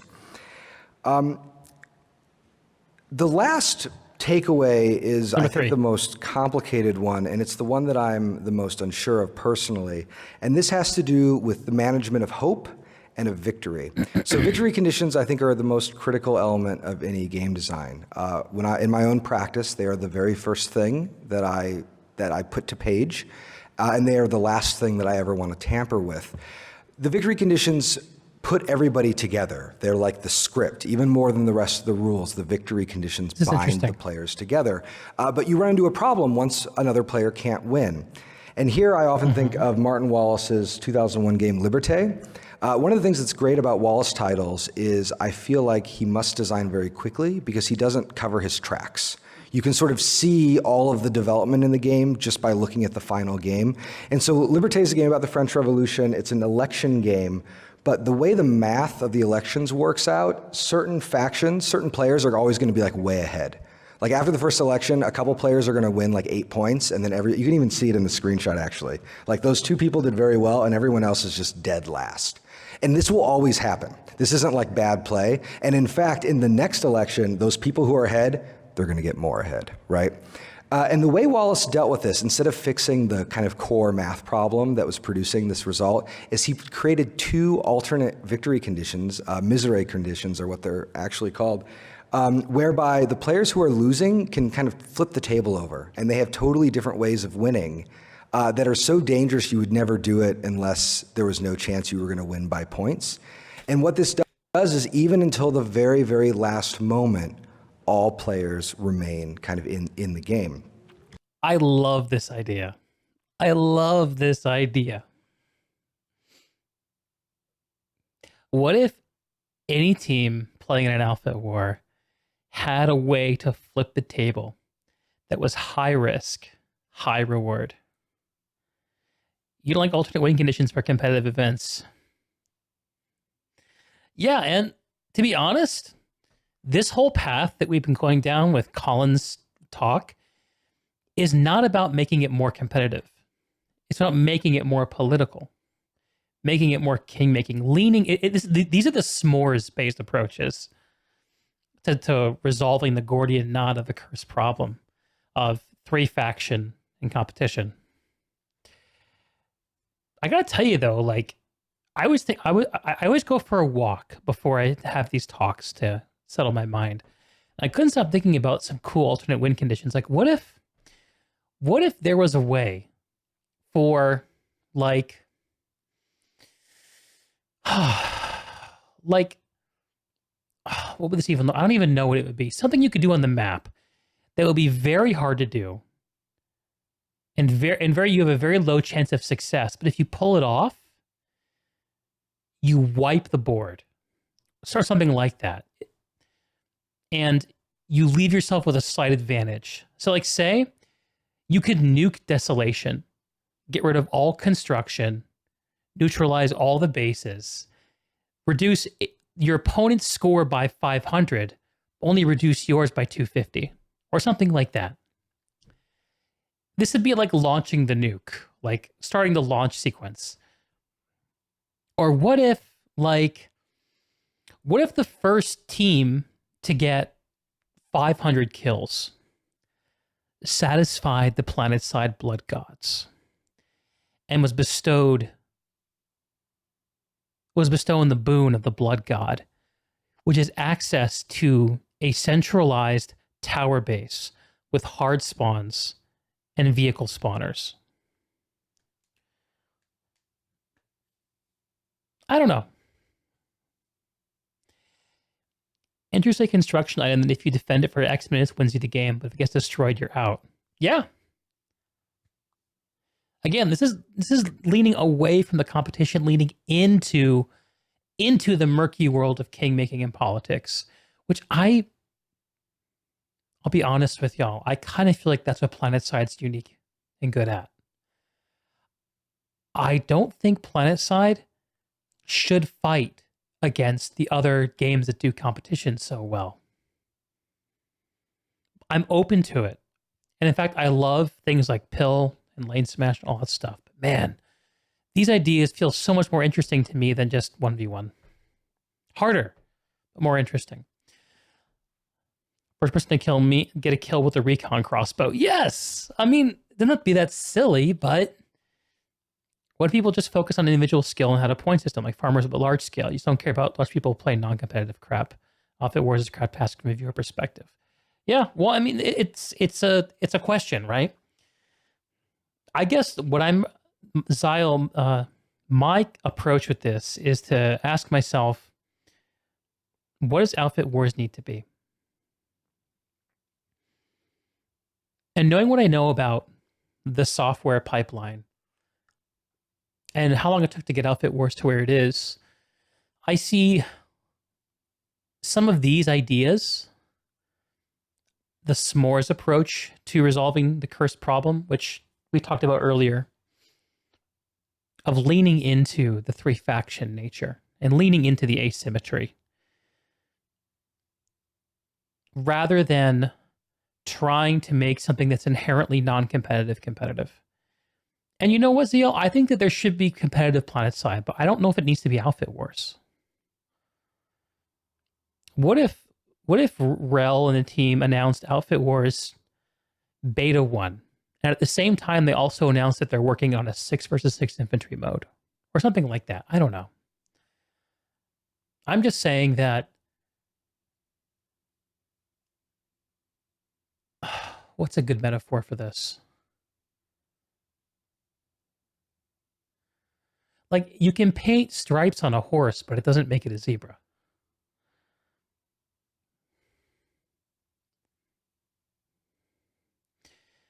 Falco, you pull a Bastion, but the amount of time it stays up depends on how much points you currently own at the time of pulling it. As you stay up longer, it drains your points. Yeah. That's what at least comes to mind when thinking of a Hail Mary mechanic. There's a lot of things that I think could work.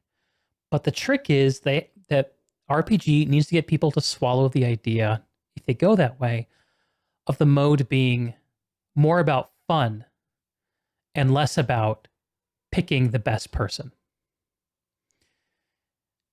And I kind of think that the size and logistical requirements of getting people to show up fight that a bit, probably.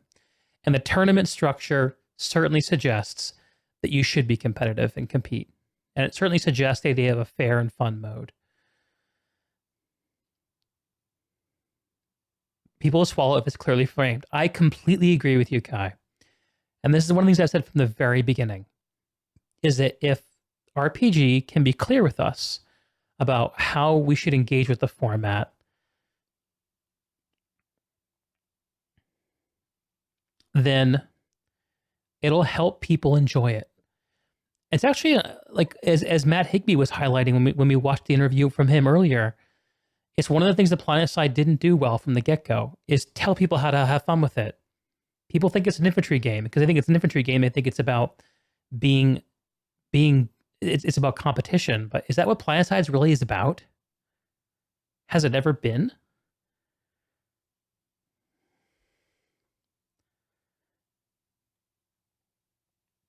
This is my controversial take. And I'll be honest, I'm not attached to it. My thing is, I try to strongly act out my beliefs, but weakly hold those beliefs. I hope that makes sense. I'm not strongly attached to things I believe, but I do try to act in a strong way, but be completely open to being wrong and modifying it. Planetside 2 is about farming noobs for Beetlejuice kills. It is that for some. Some people won't like it, but they also won't complete because they know what it is and what it isn't. Yeah. And I think so much of what's going on with Outfit Wars is just, it's trying to be, and it's messaging everything to everyone. And that's a tough job. That's a tough job. The last thing I have on the plan for today is he talks a little bit about how Battle Royale solves these problems in pretty interesting ways. And I don't like Battle Royale myself, but I think it's a pretty interesting argument. So I'm just going to play it. And it's pretty short. Close with a short quota, and then we'll have about 15 minutes for questions, which is to talk a little bit about video games, since this is primarily a video game design conference. So one of the funny things is that the space that I work in design, these multilateral conflict games, video games are really bad at them, like horrible. Like if you've ever played a game of StarCraft in the free-for-all mode, I'm just sorry. Because the games just aren't designed for it. I mean, even multiplayer competitive games, if you think about like something like Dota or any of the other MOBAs, I mean, or Counter-Strike, these are 5v5s, these are team sports. In terms of the actual like game theory, we're talking about formally two-player games, even if they have multiple humans involved, or cooperative experiences, something like Overcooked. Games just really aren't, digital games, they have a hard time with the free-for-all game, with the exception of something that's happened in the past couple years, which is to say the rise of the Battle Royale. I think that these are the most important games that have been developed since Minecraft, and probably even maybe more important because they are truly multilateral conflict games. And even if you hate them, if you've played them, you probably have memories from the games you have played. You've played games where you've randomly died, and then the rest of your squad has attempted to avenge you as they hunted your killer over the battlefield. And you watched them with rapt attention because even though your character was dead, you were still in the game. They have the amazing storytelling capacity. When we talk about open world games, we usually are not talking about open worlds so much as a very full world where every nook and cranny of a setting has like all these little side plots and branching narratives in it.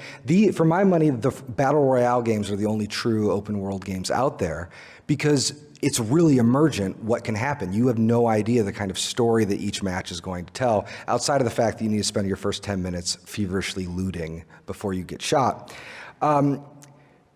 And, you know, I've been talking mostly about storytelling and not so much like mechanisms and strategy, although we can go into that in the Q&A if you'd like. But one thing I will say is these games also produce really interesting strategic concerns.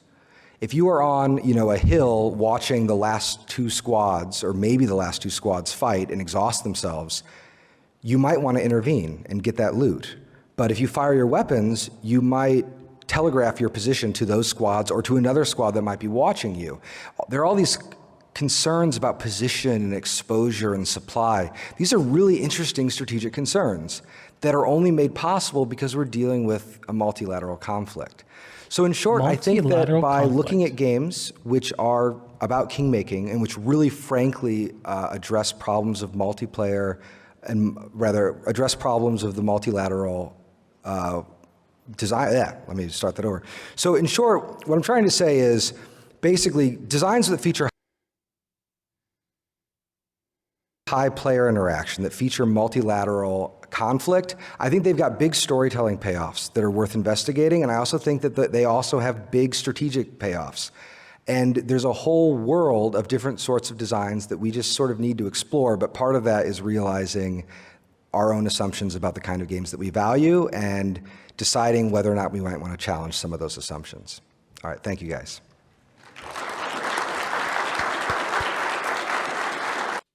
Thanks, Colin. Okay. So I'm certain I lost some people with Colin's talk. And I'm certain that some people are going to watch me talk about the room that Planetside has for indulging this kingmaking problem that it arguably has as being wrong-headed. And if people think that way, I sympathize. I'm not even sure if I'm right. I can just tell you that seems interesting to me. Like, I don't have a lot of hours in my day. I don't get to play Planetside as much as I want to. And honestly, I don't get to play any game as much as I want to. So why would I choose to play Planetside? And it's not because I want a rigorous competitive experience. It's just not. What are your reasons?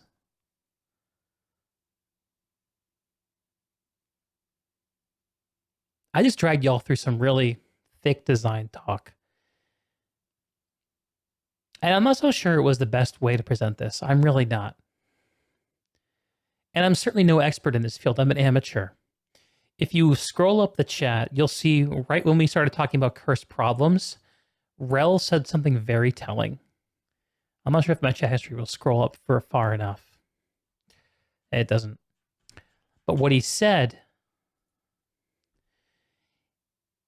basically indicated that we were talking about the right thing, that we had settled on exactly what he deals with. And I want y'all to see this not as clever girl. Yes, there it is. And I want y'all to see this as like a peer into that world, the problems that they deal with. And some of the discussions that I see seem unfortunately limited. And I feel really let down by that. And I hope by talking to y'all about these ideas that maybe some of these notions about Planetside strengths can gain some more acceptance. Because, man, I hate... Sometimes I hate the way the Planetside community talks about Planetside. And because it's so easy to understand what makes a competitive game good.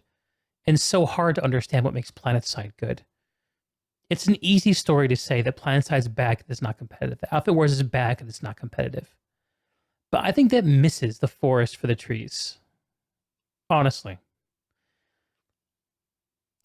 And this is where it gets the true Deeg opinion territory, because up till now, I've just been exploring ideas.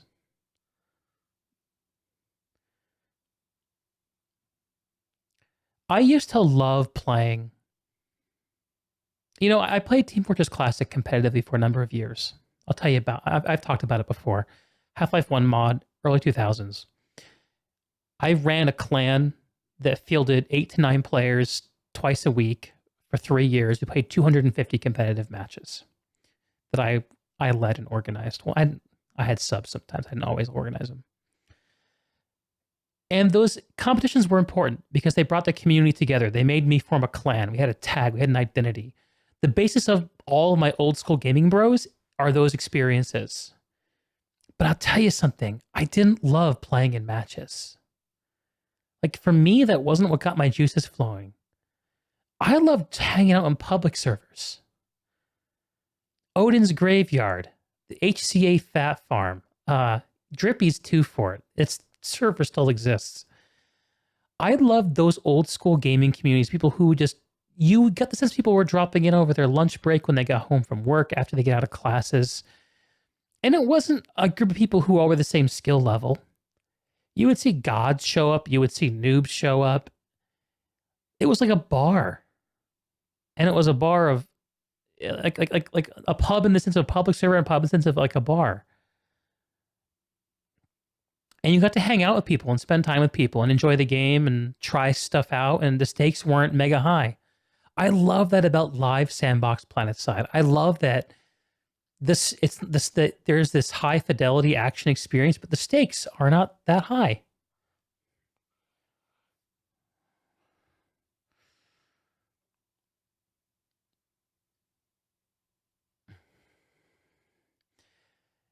I do think people who want to have competitive Planetside should have a way to get it. And I get how those players can feel like Outfit Wars ain't it and shoot for 1v1. But I knowing what I know about game development and pipelines and timelines and everything like that, like the idea of refactoring Outfit Wars into a 1v1 thing, I just don't see it. I don't see it as being something that's likely to happen or really reasonable to ask for. If you want competition, why not start with something smaller? Planetide's a bar and we're all alcoholics. Hell yeah. So this is my soapbox. And my fervent hope is that we can find better ways to talk about what we love about it and better ways to talk about what we don't like about it and not be so damn dismissive of each other.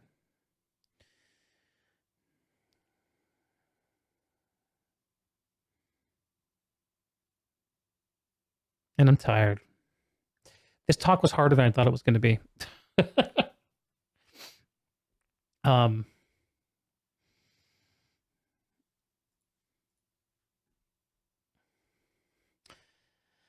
Subzip file, but not all outfits are willing to be sweaty too. Hyper competitive outfit wars can only mean 5 outfits. Yeah. So this is something I didn't talk about earlier, but three-sided matches could themselves be actually proposed as a resolution to another cursed problem. And that cursed problem is you want a competitive tournament format, but you don't have enough teams of comparable skill level. So what do? Instead of having a 2-sided where every single match tilts this way or this way, you have a 3-sided match, which always gives the worst team something interesting to do. They can play Kingmaker. If there are alternate winning conditions, they can explore those alternate win conditions. I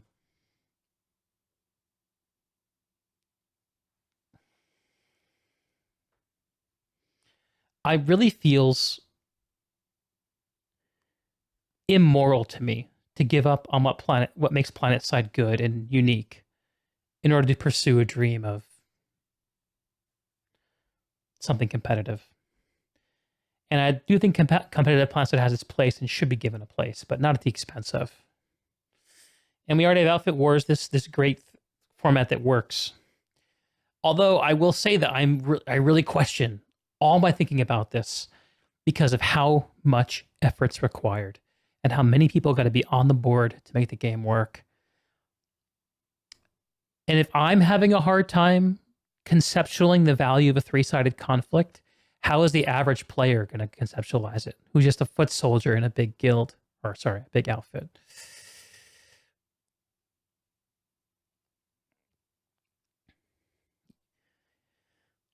Rap, I think 1v1v1 kind of works. I don't know. It'd be a shame to toss it.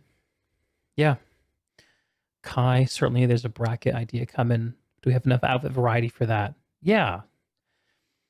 Subfile, I'm not against 1v1, but there are always more casuals than sweats, even in Planetside. Yes.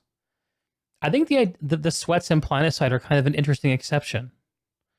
And what they do is they show off a strength the game has, which is it does actually have good bones in terms of action shooter play. But it's like Higby was saying, like, the game is not a shooter at its core. It's something else. What is that thing? Higby didn't even say what that thing was. I'm not going to say what it is. I'm not sure if I know what it is. I'm not sure if anyone knows what Planetside is. But 3 factions seems to be a part of the formula. And like chucking out one ingredient from your grandmother's muffin recipe, you know, you got to be careful about chucking out something that makes a classic. Something that works in some way. Outfit Wars would be a shame to toss in general. People have had the most fun in Planetside doing Outfit Wars since Server Smash Tourney. Yeah. And I hope Colin Weary and Alex Jaffe has given people some interesting ways of thinking about this. A big part of the reason I stopped posting on Reddit is because I just found the conversation we can have here in these channels to be have such a higher ceiling.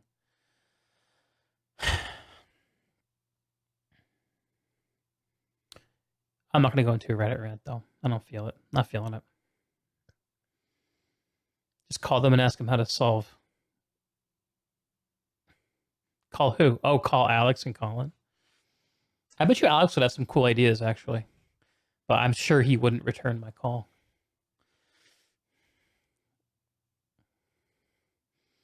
Which reminds me, I need to get on my interview game.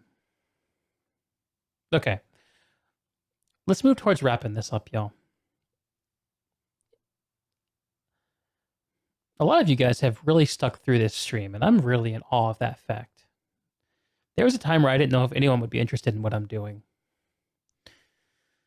And it's really cool that y'all are still here. I'm seeing Rapid, I'm seeing Henry, NS Operative, here through the whole thing. Had dip for an hour, but you're back. It's all good. I know some of you who are here for a little bit are going to catch it on YouTube. I know some of you all are only watching it on YouTube, and that's totally cool too.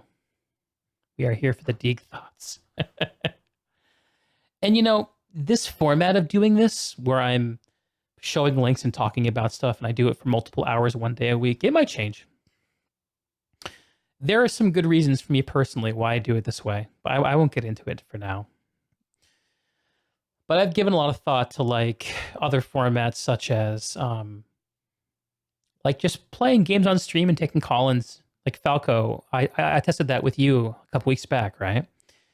I haven't found the time to do that again, but it's something I'm interested in doing, and it might be a good way to engage and have some fun content and discussion when there's low news weeks. I'll tell you that doing this style of show is fairly intensive, and it wears me out.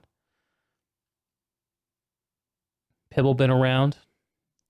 Pibble's still awake.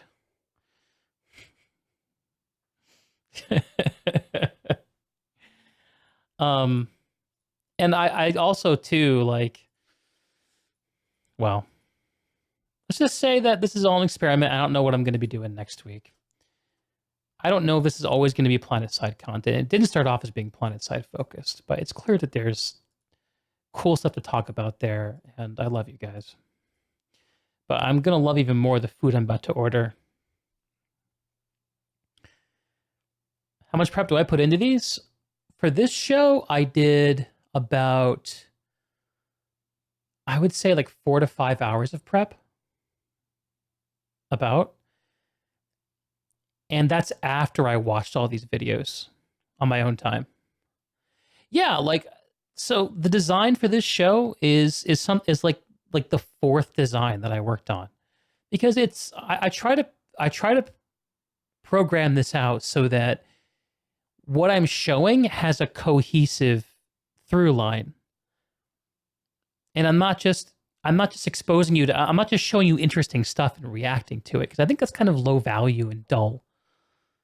I mean, I can do that, sure, anyone can. But I think that where the real value starts to be, and where I think that what I think I'm attracted to, is finding where this and this and this and this all connect. And that boils down not just to pieces of content, but also to things that people say and do. Like, how do VCore's Twitch rants connect to Rel's showing up on streams, connect to what I have to say, connect to what Shakhtar has to say, connect to what Sirius and Archie and people on Reddit are saying, connect to what y'all are saying. How do all these things connect? What model can we create if we accept that everything someone says has truth in it? And how do we find that truth? Because doing this is not a low effort thing. And if you don't have truth to say, there's no reason to bother. Prepping for a long stream is rough, to say at the least. Yeah, Falco, you get it. Maybe you as a seasonal thing, give yourself regular breaks, though maybe that wouldn't work well with the fluid state of the topics you discussed. A lot of it seems very current. Transitions, you guys like the transitions. I can't always pull those off as smoothly, but that was cool to be able to do. Yeah, and another piece of freedom I'm giving myself is to not be focused on a single game. So if Planetside news dies down, hopefully y'all will be interested in hearing what I have to say about other gaming topics. I have some stuff that I've been saving up for a little while. Like, I keep teasing the idea to do a World of Warcraft reconciliation, because I played Classic and Shadowlands in the last couple of years, and I have some thoughts to share about the connective tissue. And there's some recent drama about Burning Crusade Classic, about microtransactions and boosts that all connect up. I think it's pretty interesting. I do want to talk about Shadowlands. It's true. It's true. The trick is, it's hard for me to find the audience who wants to hear me talk about it. The cool thing about y'all is that, like, the Planetside community needs more voices, and it's clear that, like, the community is thirsty for more content, and I can fill a need there. It's really interesting, like, my interest in talking about topics and the need to have someone to talk to about it. It makes me want to keep doing Planetside stuff because y'all resonate with it. I'll be honest. And it's not necessarily a bad thing. It really ain't. You just got back from playing Shadowlands? Word. Okay, and it's operative. That's good to know. I need to watch my video about taking a break from Asmon. Been eyeing it for, like, yeah. That's one of those, like, armchair psychoanalysis videos. I think I'm going to start. I'm not sure it was in good taste to do that. But I do think that, I don't know. I still think the things that I said in that video are true, but I think I would like to find a better way to present those ideas. If you watch it, Rapid, I'd be curious what your take on it is. Because I think that there's a really real person underneath Asmongold somewhere. And I think he won't tell you about himself on his YouTube. At least not intentionally. And that's not necessarily a wrong or bad thing, but I think taking him at face value is a mistake a lot of people make, probably. You're focusing a lot on the gamer soul, and that transcends Planetside too. Well, that's it, dude. You get it. Because my own gamer soul needs work. Do you think his side channel content is real to himself? I think this is the Zach Rar channel. I think both channels have persona aspects to it. Asmongold much more so, because with Asmongold he's kind of chained to World of Warcraft. Zach Harari can be a little more honest, but I still think he crafts an image. And also, he's just a young person who doesn't understand themselves as well as he will in some years. I mean, I was the same way. And in 10 years, I'm going to look back on this recording and all these streams and think, man, I didn't have a fucking clue. Falco, want to go to work tomorrow morning. Good show. All right, man. Thanks for showing up, Falco. I hope your shift goes well when you get there. But yeah, I think that Zach Harrar is more real, but I think not quite real. And y'all should be asking yourself how real I am being, honestly. I mean, I'll let all my dirty laundry hang out, but I can get really real with y'all about the way that my mind works and my deficiencies roll up to the way my content gets made. I think it's a pretty interesting conversation to have, but it's pretty navel-gazing. Yeah. All right. He's not willing to fully commit to personality traits because of lack of worldview. Yeah, I mean, Aspen's like the king of the nerds and the living in the basement, small worldview type thing. Although he has had some unique experiences with being exposed to massive internet celebrity that I think partially pops him out of that bubble. This is a good point to call it, everyone. And I'm just in time to order myself some food, which I'm going to do. I love y'all. Okay, listen. Most of y'all are already following and stuff, but if you guys like this kind of discussion, if you want to do call-ins and chat with me, we're going to be doing that at some point in the future. If you're interested in Guild Wars 2, I'm interviewing a streamer named Sam Majeste on Thursday. That's going to be earlier in the day because he's European. And we're going to talk about game economies and the game state of Guild Wars 2. It's going to be really fun. And I encourage you to listen to that, not just if you care about Guild Wars 2, because that's, not everyone does, but I think the way the game economies work is fascinating, and he knows a lot about that stuff. I think dude's like an accountant in his real life.